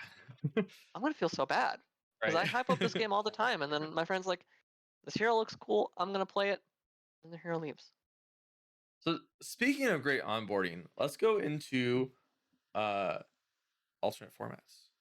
Uh Alternate formats. What are the? We have those in Flesh and Blood. so I Can you name some? I think I want to start with not Silver Age. I think that's gonna be the thing I'm gonna yap the most about. Um, but one of them that I can name is Living Legend. And that we had a lot of that Living recently. Legend. Yeah, I feel Yeah, like I we I, had I we want had to let you talk about that first though, as a huge proponent of the yeah Living Legend format. yeah. As everyone locally knows, like it is my favorite format. Like I enjoy the format for what it is, and I think there's some like LSS made some good points about fracturing their player base amongst all these formats, but also like you should still be encouraging the like if you have introduced a format to the world stage, you shouldn't shun it away after one bad showing. You should reassess how you like balance your game and design your game and maybe be like, okay, we're going to be more intentional about including more support to make this format feel more balanced, like with some ice cards for some heroes that have had some bad places in the LL format. um, Personally, from the moment they announced that LL would be at Worlds to the moment they sunsetted LL for the time being, like it's been enjoyable for me as somebody who kind of got here on the cusp of FAB 2.0 and 3.0, kind of shifting directions of like where the game was headed, to kind of go back to like more of what FAB 1.0 and 2.0 were like, because there are problematic design elements in every era of Flesh and Blood. For example, in FAB 3.0, we have this hit 3 for this hit 2 card 11 with Felling of the Crown or whatever the math is on that stupid card. Math isn't real to me. Math is I'm not not a big real. math proponent. As a math major, math is my least favorite thing in the world. But like you have a lot of like offensive overlap in different ways across various eras, and so like watching them interact in unique ways was a very fun part of the LL experience. Like there were definitely a lot of moments that like in a normal game of FAB 3.0, I would be like, why the hell is this allowed? But in LL, I was like, yeah, this is normal and fine. And like I even in the games of Flesh and Blood that I played in LL that entire time, I think I had a total of one game that decidedly felt like a non-game to the point that I got physically angry. Like sure there were times where I was like, damn that Viscerite just had the combo turn because I'm playing the most mid-range blade in the format, and that's just kind of my lot in life. But I was still having fun, and up until that combo turn, I still felt like I was playing good, honest Flesh and Blood. And like I don't know it, and at the time there wasn't a lot of the fundamentals of Flesh and Blood that I learned because of FAB 1.0 and 2.0 that were being like pushed at the time I joined around Misspell's release. Like a lot of things that we don't really do a whole lot of these days, like because we're trying to play around a lot of the arsenal disruption, we're not relying as much on those on arsenaling things. Like we don't necessitate like especially as aggro players, we don't like necessarily feel like we need to always arsenal something, which is not something like when I first started the game on Azalea, I was like taught like no, as an aggro deck you should be arsenaling every turn. Now that's like not common knowledge. Like you get to see so many different eras of Fab interact at once, and I think that's a fun way to do it with high power cards to get close to the experience of playing Yu-Gi-Oh without having to go to a Yu-Gi-Oh locals. And I like the option to play a high power format where sometimes you do just get blown the heck up from outer space, but you were still playing really fun games of Flesh and Blood that did feel back and forth, and you were both trying to get to that turn where one of you could take the tempo in such a way that you either killed the opponent that turn or you got them low enough that like they couldn't functionally play the game after that point, and you were just kind of like trying to see if they could draw into their outs to get you, to get you to the loss, or you could draw into your outs to get them to to their loss, and it was just a very enjoyable time testing it in ways that like testing CC is very fun and enjoyable, but nothing really hits that. I think really I'm maybe I was more of a fan of Briar as a hero card than I was of LL as a format, but even playing some of the like off meta decks, trying to like before the announcement for Worlds, I was still having fun playing Prism into Chain when they were like OG Prism into Chain when they were both at like full power and Chain could just like blow you up real fast.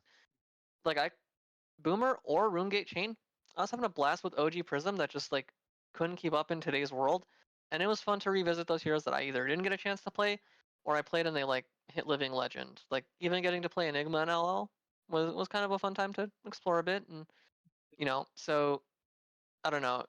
Silver Age is a great like middle road of like here's a budget format that also has some of the elements of LL without the huge power turns, but um I'm deeply saddened that LL is going to be relegated to an Eternal Weekend style event once a year, but for me it's felt like a lot of flesh and blood without a lot of the trappings of like pretending that there was as much balance as there is nowadays. Like it was honest about what it was, and it wasn't like as bad as the top 8 All Starvo era, and there were a lot of interesting decks being developed, and there are still interesting decks that could be developed that we're just not going to see develop.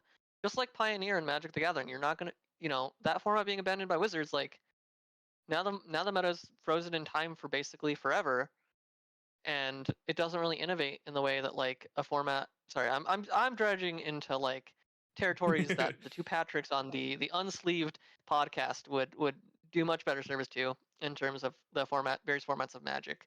Um, but like yes, so it just feels like it's in a Pioneer situation right now, and I hope it gets out of a Pioneer situation and gets like revived as like our modern, or they just say fuck it, it's gonna be our like our legacy or our vintage. So one of those even higher power formats than like modern. I'll be happy, but like I think first LSS needs to use Silver Age as the springboard for knowing how they want to intentionally design constructed formats that are alternatives to classic constructed, to also make sure that they can allocate resources appropriately to ensure that they remain managed well. And that's probably going to be a years long effort that LSS will have to undergo. So I will be patient for a return. When I see the format just like wiped from the site, that's when I'll panic. But I think there will be a place for ultimately a pathway in an ideal world where a new player goes, they see a calling, world tour stop in their area, and they drive down and they're like, I have friends who play this game. I'm gonna go see what it's about. Learn at this event. Go to a learn to play booth. Play with some, first strike decks or some silver age decks. Go like, cool. I'm gonna go check this out. I can just get a precon for $20. Go to my local game store, play some silver age, maybe draft an older set, and go, oh man, I can draft in this game too. Build up a bit of a collection. Go, oh, I've got some expensive stuff. I'm gonna build a CC deck for this hero that I really like. That is also legal in CC and will be for the foreseeable future. Then they play that CC hero to completion. They've got it blinged out, and then their hero leaves the format, and they're like, "Well, darn it! I can go back to playing him in Silver Age, or I can go to like an LL event, like the occasional LL tier 3. Like maybe LL doesn't have to be at any or every or any tier 4, but it'd be nice to like just still have it be a part of the competitive circuit at like a real level instead of like being relegated to gold foil side event status like Commoner was for the longest time. So like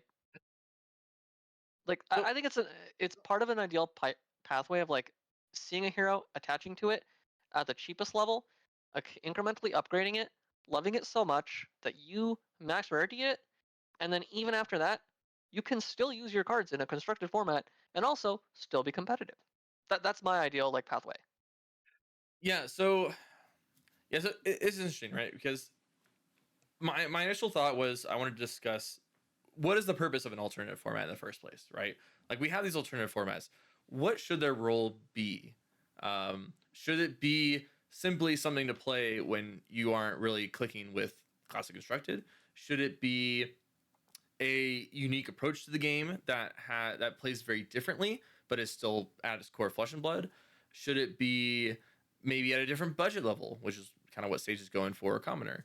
Um, or should it just be in a format that's maybe less explored, and so you get to maybe have a little bit more creative freedom in your deck building because it's not quite as refined. Um, or is it supposed to be all these things, right? And I think that's where a lot of the problems arose with Living Legend, was that I think it had a bit of an identity crisis. At the beginning, when it was first announced, it was supposed to be this, fun, kind of zany format where you guys would play the old, really powerful heroes like Chain and Starvo, um, and just kind of play whatever you want. You guys do the powerful things, and it's for fun. There's no stakes. It is what it is. And then they started, implementing some bans because they noticed, like, when they did some of these kind of mid competitive level events, there were just so many Starvos. They're like, this is still supposed to be fun, but let's try to tone it down a bit so that people can play a little bit more things and have a little bit more variety in this format. And that was fine. It still had the same identity of do the fun thing. Um, this isn't really a serious format, right? And then they decided to make it the the secondary format for the World Championship. And then it had to become a real format, right? And up until that announcement, Living Legend was just something you did in skirmishes every once in a while, right? Like, it was, Yeah. you could go do it for fun. You could, build a deck of a hero you could not play in CC and explore that hero there. And that was, I think, exactly where it should have been left off. Like, leave it as this for fun format.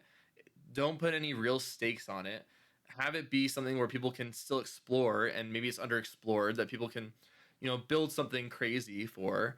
And it's just going to naturally evolve as well as sets go on, especially if you're not really worried about that format and you're releasing these cards that might synergize super well with cards in that format.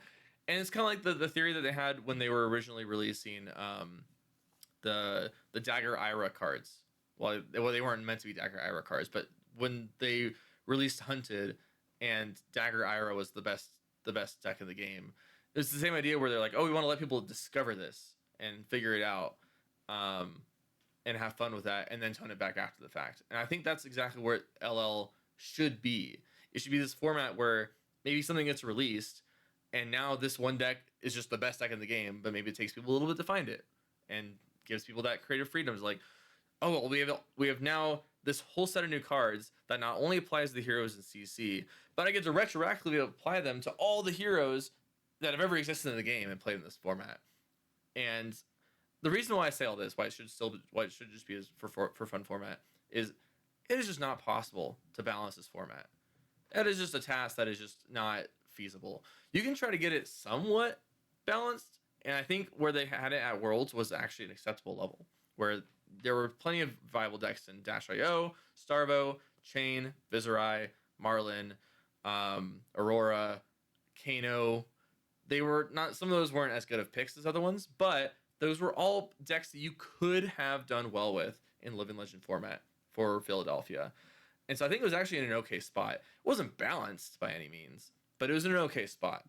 I think it's as good as you can get with that format. I think it's an impossible task to try to get any better than that. Better than that. At least with how LSS balances their constructed formats. Sure. And like you said, there is an identity crisis.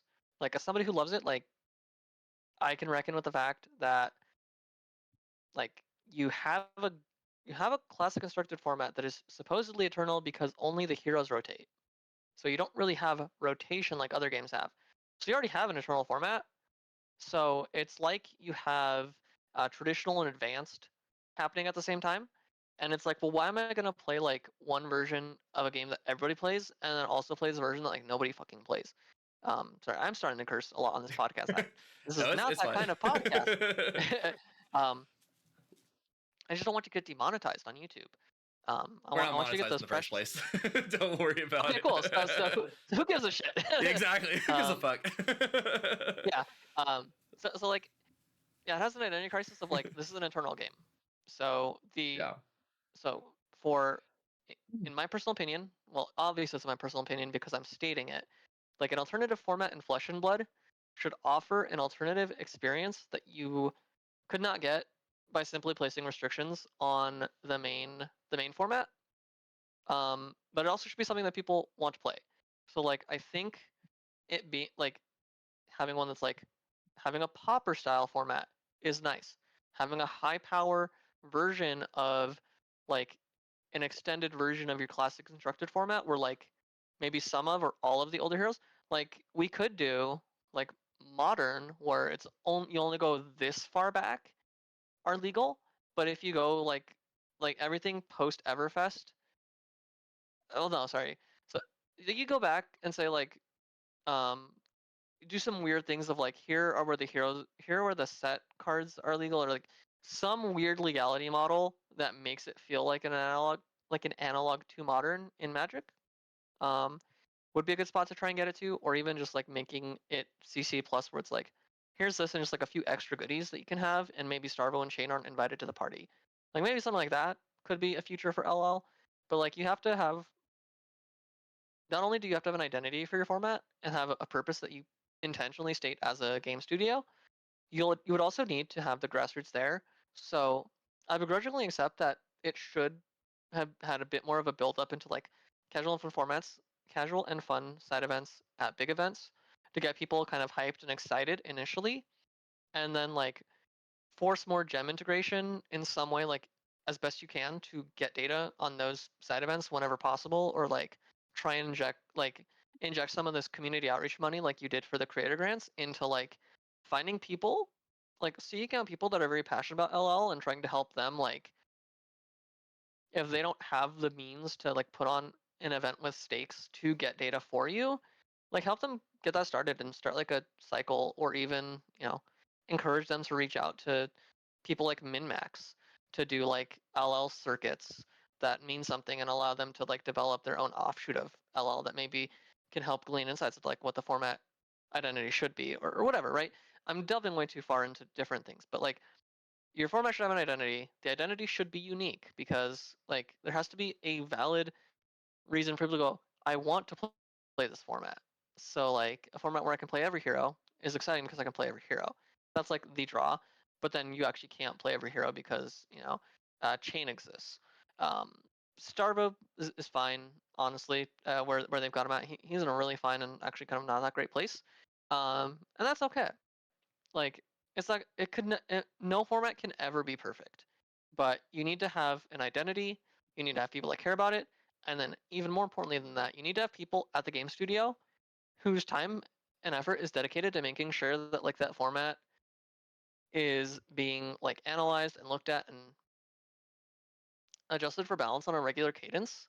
And LSS is like historically only really focus their efforts on making sure that like draft and CCR in a balanced spot, and then sometimes they'll be like, oh shit, we need to make sure like Blitz is like in a playable state, or so like if they can manage to do draft CC and Sage and keep Sage's identity what they want it to be post Compendium of Wraith, then we'll see an example of like here's a format with an identity. This is a place to play your commons and rares, and your $20 ticket to the $2 million world tour. There's your identity. You then have people who want to play it. Literally everybody wants to play this format in its current state, which is not even that great of a state. It's got balancing issues, but those will be addressed by the studio making balancing adjustments on the ban list when Compendium of Wraith comes out, and also community banning of the heroes. Which I mean, like all of this is stuff that we'll discuss in further detail when we talk about Silver Age. But like those, there's an example of a successful alternative format in Flesh and Blood. And if LSS can maintain those three pillars, I think it will be a successful alternative that you can also, as a player, like I have an identity, my friends want to play it, and darn it, CC kind of sucks right now. Let me go. I just got paid, or damn, I got $20 burning a hole in my wallet. I'm gonna go buy some random commons and uncommons, and I'm gonna go shove them in some sleeves in the back of my closet, and I'm gonna go, spend 10 hours jamming some Sage games, go into my Sage Armory, get a few gem packs, and have a fun night. Like the old, getting a little bit closer to the older school of like pre-COVID card game locals, where it's just you and your buddies just like talking shit, eating junk food, slinging cards, not a care in the world. A whole I mean, granted, that was like a whole decade ago, so also probably partially being in your like early 20s, late teens, right? So that's like my view on alternative formats is that they have to have those characteristics, like, and then the rest will follow. The rest will follow, and there will be compelling reasons for it to exist. But if you can't do those, then like the format kind of has to languish until you can develop those and make sure that like you can keep those developed. So I want to make one correction first, and you'll get used to this as you do more podcasts. It's not just your opinion when you podcast; it's just a fact. Just putting that out Okay. there. We only Okay. speak Thank you. facts Okay. here, Yeah. actually. Opinions Yes. become This is facts when you say it on a podcast. yeah. This is breaking the truth to you podcast. Actually, it's Exactly. in the whole title the whole time. But yeah, no, I agree with a lot of what you said. I my opinion is, and this is coming from someone who has very limited knowledge of the Magic formats, but from what I understand, the different formats of Magic are may as well just be separate games, not even named Magic. Like, yes, they use the same cards, yes, they kind of have the same rules, but the if you play one of these formats, it feels like you play that format. You don't actually play the other formats of Magic. And correct me, Yeah. as I feel like you've dabbled in Magic a lot more than I have, at least. Does I've that not sound dabbled. accurate? I'm just I'm just insufferable, and I'm like terminally online. I'm always surrounded by Magic opinions. But essentially, that is like the point of these formats is that it is like it has an identity of being a unique experience of Magic because Magic is a rotating game with a 3-year standard and nowadays. So you have 3 years of sets that are all legal and standard plus foundations, and so that's like your card pool there. But then you like rotate those out over time, and then you have like modern, which goes back further to when they introduced a new card frame. Then you had like Pioneer that was like lower power modern, where you could do a lot of your fun like standard stuff with some extra toys. EDH was like a fun thing for 4 friends to do together, instead of 4 strangers getting together at a table and like it being like the weirdest situation to like get what feels like these days just like a board game with Magic cards. So like that is one format where it does feel like an entirely different game. Having not played these formats to a, a serious extent in like the last time I played in a class in a standard constructed block of Magic was the Scars of Mirrodin block in 2013 when I wasn't like a competitive player and just wanted to go to FNM, but couldn't really find like a good store that I felt comfy going to with like people I was chilling around. So it is like kind of different games, but it is Well, ultimately the same game system, and what but I'm it's trying to like a get very at is that you don't like just like you go to a Pioneer event on Monday and then go to a Modern event on exactly yeah Thursday and yeah then go play Standard on Saturday at a, at our TQ, yeah I think is RCQ is what they're called, I think. yeah That's not a yeah thing that people do, right? You pick a format and that's what you're playing until maybe you get bored of that format and you're like, I wanted something different, and then you switch to the other format for the next few months, right? that is Um, generally how Magic players yeah. engage with the game from what I And understand as well. what I'm trying to get Um, at is that it's a very different experience than, or very it's very different than Flesh and Blood, because it's a very successful game and everything, but we just aren't that big. We can't afford to divide the player base into multiple different formats of games to play. Hey, get out of there. Sorry. Um, right.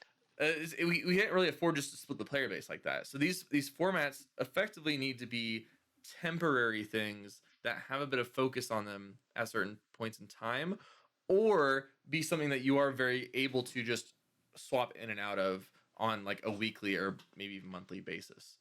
Um, that's my opinion on what the purpose of alternative formats should be in Flesh and Blood.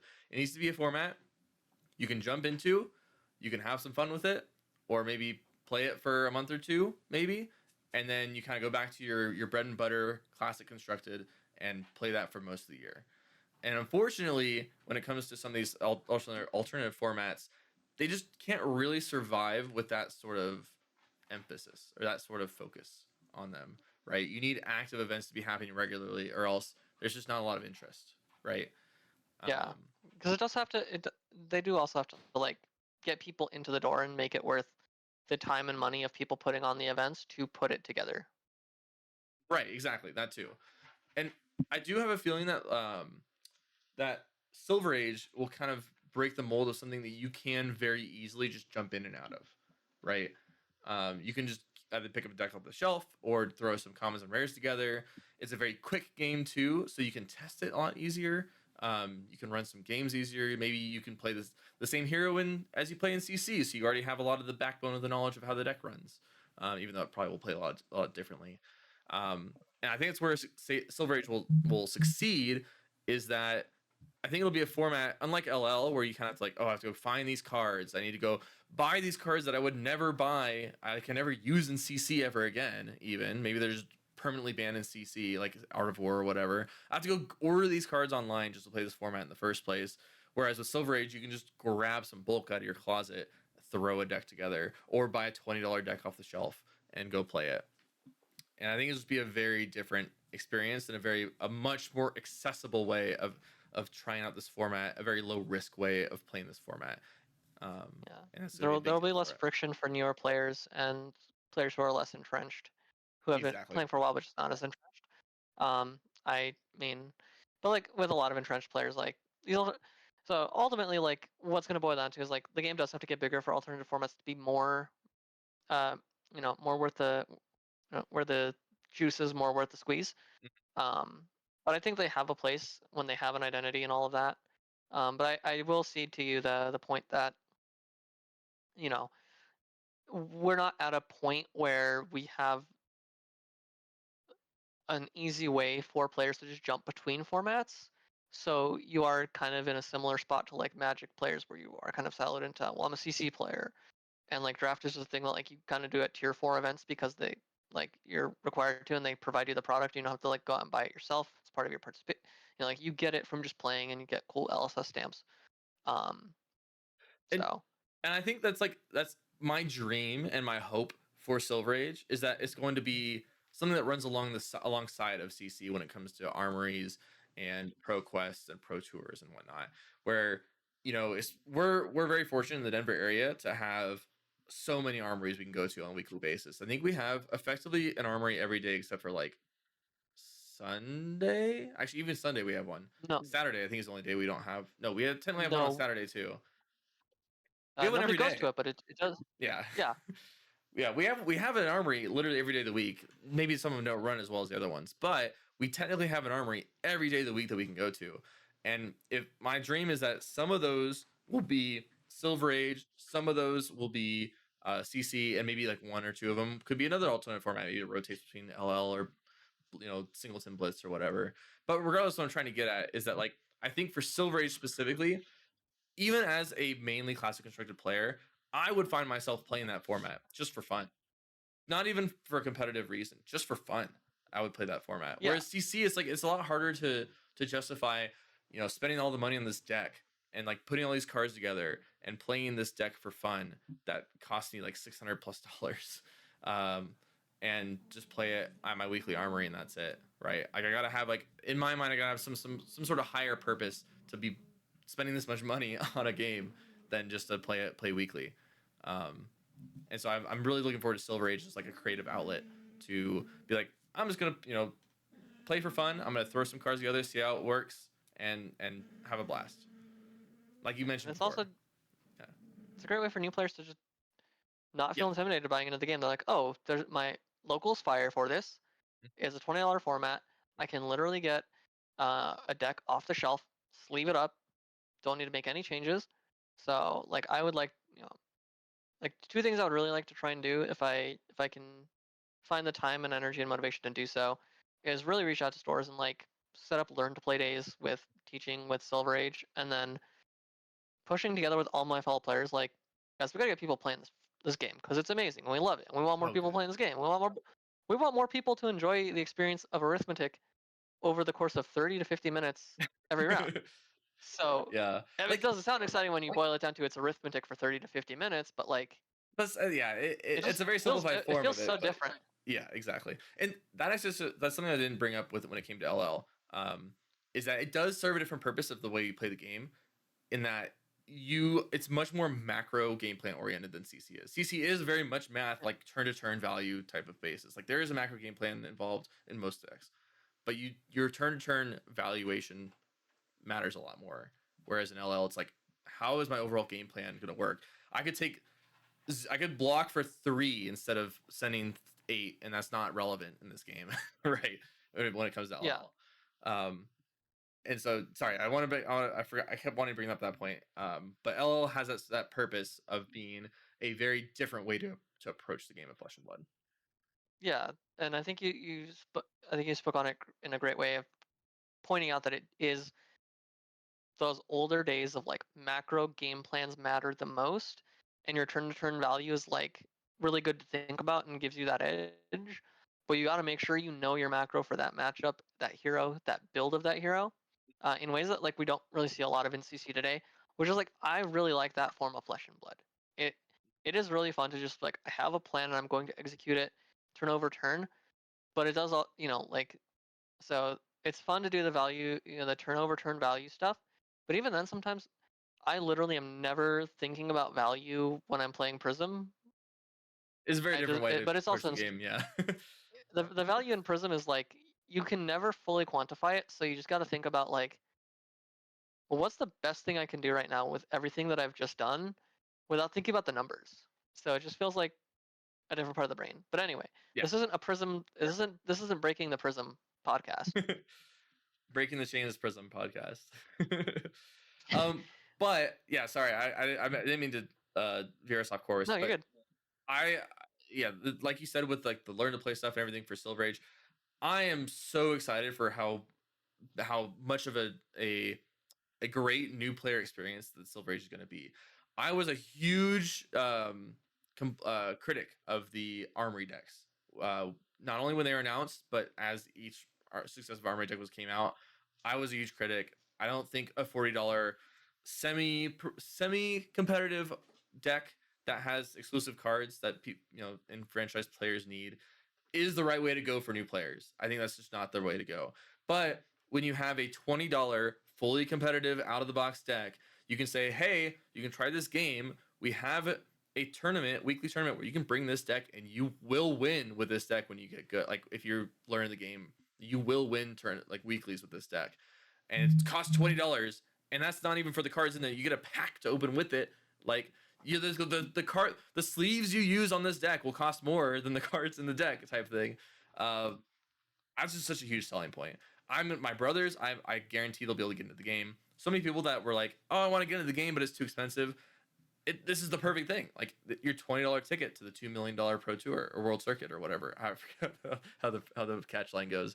Um, Yeah, Tagline. But anyway, I think it's just gonna be so big for getting new players in and getting people interested in just playing this beautiful game, this phenomenal game that we have, and getting it into more people's hands. And I think when most people try this game, whether Silver Age or CC or whatever, they'll stick with it, right? Not I don't know that many people that play Flesh and Blood and then move on to a different card game and are happy that they moved on to a different card game.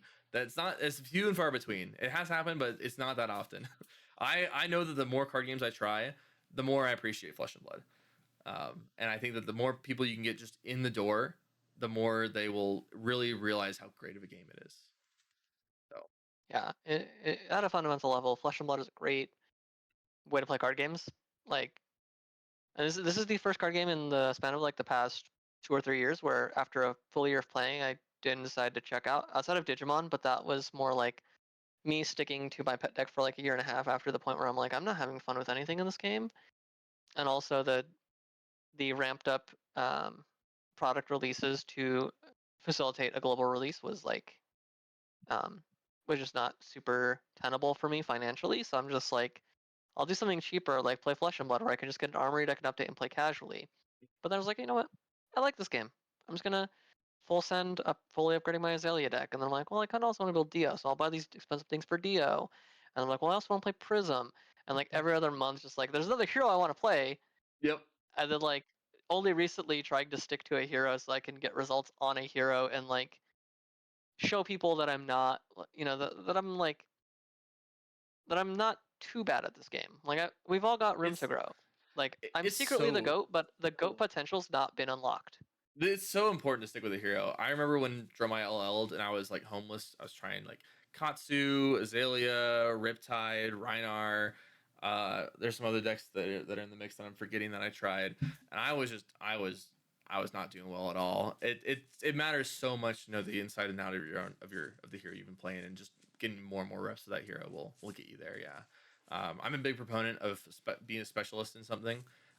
It won't always be the most successful, but it's so important to just have a hero that you are super comfortable with and know in and out. It also gets you like friends at events because they're Yeah, rooting for you. They're yeah, like exactly. that.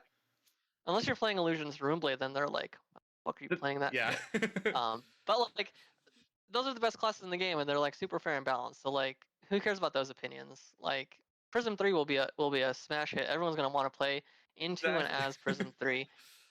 Yeah. Um, um, but yeah, I unless you have anything more to talk about Sage, I have a couple small things to say before, or some last things covered before we end the podcast. Anything else you want to say about Sage before we move on? I just want to say that like it's not entirely a format for me, but I'm glad it exists and I'm gonna play it. And you know, I'm gonna do my best to be a good stewardess for the game, to really make sure that people feel welcomed and included and want to play our game, because this feels like one of the last lifeboats Fab kind of has to grow beyond its like hyper competitive core audience. I Like agree. we need to find a way to get to the casual audience, and none of the attempts before have worked. And like this needs to be a successful format, or the game may just not grow to the point where it can last too long. And I think Alice knows that and is making sure that they do right by players. So I'm excited to be proven wrong in the long span of the game that Sage was actually a good format the whole time. And I was just ignorant because I was playing it in an unfinished state, and I was salty that it took the place of a format that I vastly preferred. But anything can change in the next like 1 to 5 years of the world, Flesh and Blood, and just anything. So I'm gonna stay patient. I'm gonna stay the course, because yeah, nothing feels the same way as Flesh and Blood, even if So you can have a lot of fun doing other stuff. I don't know if you saw this like the bird meme with a cracker. That's what I predict you in Silver Age is gonna be. For those of you that I can't show on the screen very easily, but for the listeners and everybody, it's the meme of the bird like saying "Get that thing out of my face," and then they eat the cracker, and then they just like have the hearts and stuff behind them. They're like, "I love this thing actually."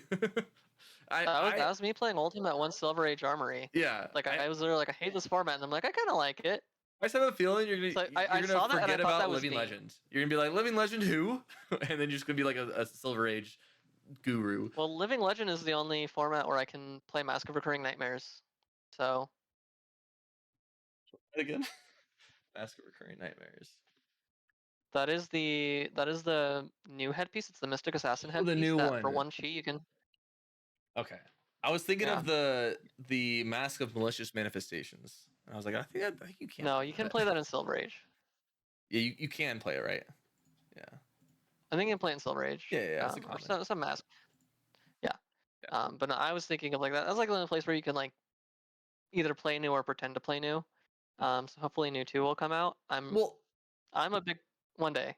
yeah, they'll definitely release a new in the future, but I'm just really excited to see how they how they approach printing new like synergy pieces for some of these heroes that don't have these synergy pieces in common rarity so far.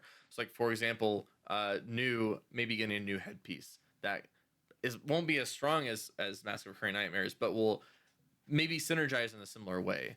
I'm really excited to see how they approach making sure each hero keeps their classic constructed identity within the common and rarity. So Yeah, I'm also excited for that. And this will also be the first time since Everfest I think they will have attempted to actually provide every class support in yeah, an expansion set. So which is uh why I thought we were getting the expansion slot of Super Slam, but it's what it is. Betsy's log, yeah. it's coming. Like I feel it. Yeah, we're definitely getting a Betsy weapon. It's just Yeah. gonna be some reskinned Titan's Fist knockoff. Don't get your hopes up. No, they'll give us the log. It's fine. I trust. I trust The LSM. log Do us will right. say 3 resources, 4 damage. If you pitched a card uh that You're wagers, right. sorry, it's 3 does 3 damage. But if you pitched a card that wagers, it gets +1. Just like You're on to Terra's weapon, something. It's literally just Titan Smiths, but the condition is there's an Earth card in your pitch. Yeah. Um, and then last we had an article regarding cosplay, a change to the cosplay contest. Um, I've heard a bit of blaming the word for it, discourse over this. Yes. Apparently, they're effectively changing it from an open entry cosplay contest to four pre-selected cosplayers will effectively be Flesh and Blood sponsored cosplayers, where they'll get room and board. They will be get free entry to, I think it's like a promo event on one of the days. I think Saturday evening is what it said. And I think they'll get a stipend and like um some like a Frankie make ends meet, and like a pack that has some other exclusive cards in it.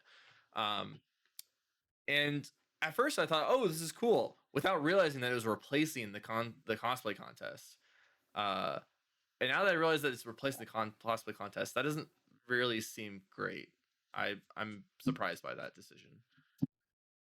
Yeah. To find out that it was just like a pure replacement that is like reductive in addition to like, because it does add like some things to the cosplay to add some importance, but it also takes away a lot of like the real effort that a lot of these folks who have dedicated so much of their life to like doing fab cosplay over the years, like they might get lucky and get selected, but like it's a lot more nebulous than just like show up. If you're a cosplayer, bring a freaking sweet cosplay. We're gonna show you off in the cosplay contest.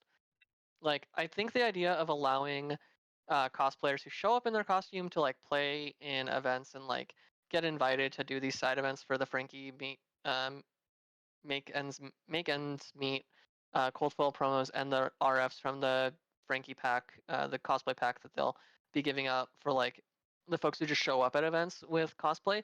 But it's like it's a lot of stuff that like your compensation as one of the sponsored ones is basically just like being granted access to the event and like taken there, Yeah, and that your compensation is also like some cards, yeah, but you're not getting like I don't think there's anything of like a specific here's a stipend for being a part of this. yeah. I think it's wrong So about it's that. it's like being such a prominent figurehead of the community as part of the cosplay side, but not being valued to the level of like the tournament organizers and the judges, because like judges get paid money for their time at the weekend on the weekend, and like so there's that element of like being essentially a sponsored LSS cosplayer, and then not actually get like your compensation is all stuff that's like not directly financial, so like that is also kind of like a weird thing that I didn't really think about before reading some stuff online, and still trying to figure out my full view on this. But I think Scott Mines really put it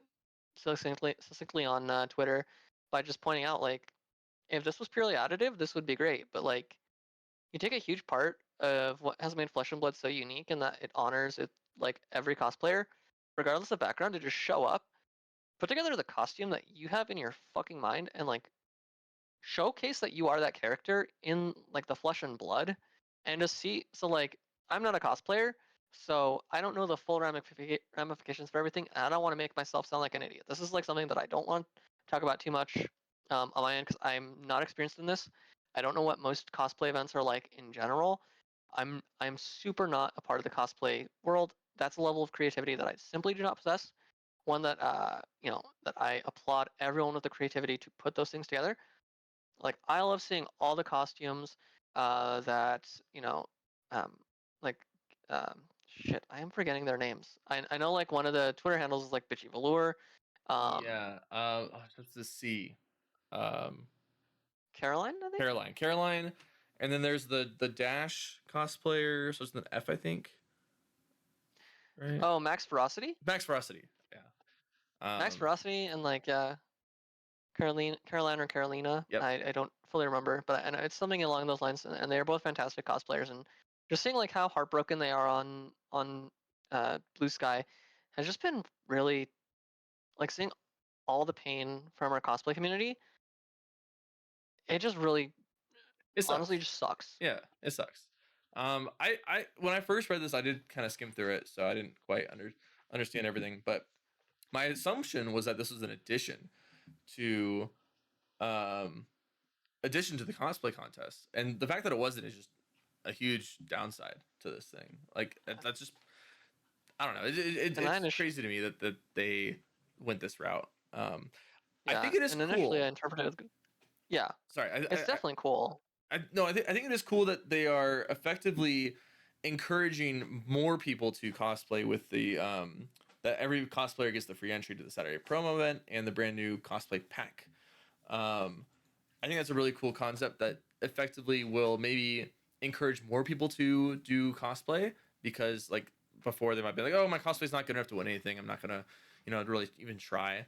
Whereas maybe now you can be like, oh, I can do a cosplay and have fun with it and get some stuff for doing so. Even if I don't think I'm good enough to win anything, you know. So I think that's a positive side of this thing. But I think overall they should not have cut the cosplay contest. I think that's kind of surprising. Yeah, I think having both would be fantastic because it's like Yeah. if I have a friend who is into cosplay, then I'm like, hey, come to an event with me, put a little cosplay on, and you don't have to worry about the contest. You can just play in side events and whatever, or even play in the main event in costume. And then if you want to be a part of the contest, just submit your entry. But you don't have to feel pressure to do it. I think it's a great like addition if it were also the contest because losing the contest has hurt a lot of entrenched cosplayers.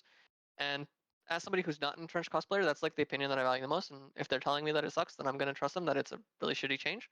And it kind of does feel shitty because it's like this is a thing that you were celebrated for so long, and you weren't told at Worlds that this would be the last time this would ever be happening. And then, just like a lot of LSS announcements lately, there's no dev talk, there's no lead up to it, there's no. It's just we decided to put an article on the website, and that's your news. That's how we learned how Blitz was leaving. Like, I don't like these stealth announcements that just kind of under the radar. They just post on the site, and then you're expected to like read every article. Like, I expect transparency in like ways that reach more people than just hope you have an RSS feed or you have a Discord feed for a bot if you're a Zoomer and don't know what an RSS feed is. Um, Yeah. Yeah. So we'll see. We'll see if they potentially revert that. I kind of have a feeling they won't, unfortunately. But hopefully this doesn't mean that yeah, the cosplayers will get discouraged. yeah. I hope they continue to reevaluate what this program looks like and what they want it to be, and continue to highlight the importance of cosplayers and bring back that stage for a lot of these people who just lost their stage at some point in the future in some way, shape, or form, in ways that aren't as weirdly opaque as, or not opaque, it's opaque. Opaque is yeah, because transparent would be where you could see that opaque is where you cannot, right? Yes. Yeah. Yeah. I didn't Okay. think for the first Yeah. second my brain's starting to get fried. But mine is also we've been yapping for a long time. I'm good at yapping, but sometimes I'm like, man, I'm just starting to say anything, and then it can go Yeah, forever. I think it So was my longest podcast yet. Actually, I think Jacob might get jealous that I had the podcast this long. um, but yeah, actually, speaking of, is there anything else you want to talk about before we sign off? I'm actually gonna ask a question before we sign off too, so don't yeah, leave no, yet, I don't think listeners. I have any. I don't think I have anything that I really want to add in addition to this. It's been a pleasure to be part of the cat podcast, and I'm excited to hear what wonderful question you have for me, and hopefully it's not a loaded one. No, it's a question for the audience. I always try to leave off with a question for the audience. But yeah, thank you so much for filling in for Jacob on fairly short notice. Really appreciate you joining, and I really liked all the conversation that you gave and even the podcast. Thank you so much. And the question, which is to the listeners, but feel free to answer live on the podcast if you want, is how do you feel about all the alternative formats? Do you feel like there should be maybe just one, or do you like having multiple? Do you have a favorite of all the alternative formats so far? Let us know in the comments below, whether on YouTube or on Spotify. And with that, I'm Cody. And I'm Nora. If you want to hear my answers to any of those questions, I think everything that you just asked I answered by speaking on this podcast. So if you Yeah. just skip to the end, to hear my thoughts on what Cody just asked, go back and listen to the podcast. It's actually great. There are two great hosts, a great man named Cody and a great woman named Norah. Yeah, And if you skipped yeah, ahead and only listen to this part, reverse it and listen to the, the earlier part. yeah. Do your best Missy Elliott impression and flip that thing back and reverse it. Hell yeah. And on that note, thank you for watching and listening. See ya. Goodbye, everyone.